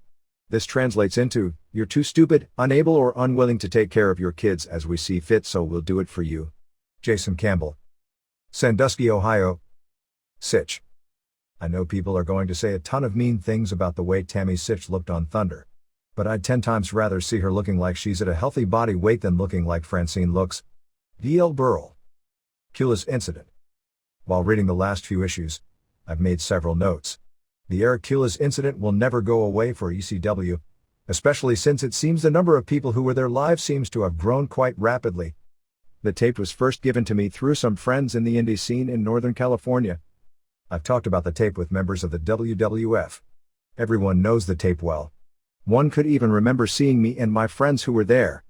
The tape has made the rounds in wrestling circles, among fans and participants alike. Still, it has had little effect on the business regulating itself. Almost 4 years later, the stories and perspectives change. I was there, including with one of the people who wrote a letter to the Observer. I remember things much differently, even differently from what watching the tape shows. The show was much rowdier than usual. The doors opened earlier and the beer sold much faster than at the previous month's show. The near riot that broke out afterwards was a direct result. The truth is, the whole event was very surreal. Nothing seemed right. It was always what I expected a great shoot angle would look like. Even the tape seems like something is off. It reminded me of watching the Memphis angle with Jerry Lawler and Snowman. No one was sure what was happening. Since New Jack stayed in character after Cula's was bleeding so badly, it was even harder to figure out what was really going on. A few minutes later, after New Jack left the ring, we all realized what was going on. At that point, ECW ceased to be a fun alternative. Christopher Garcia. Santa Clara, California. Whether it's the clash of titans in the ring or the drama that unfolds outside it, we're here to break it down, match by match, feud by feud. Remember, in the world of wrestling, every day is a battle, and every victory is a story waiting to be told. Until next time, keep the passion alive, and never stop wrestling with the possibilities. This is the Pro Wrestle Machine,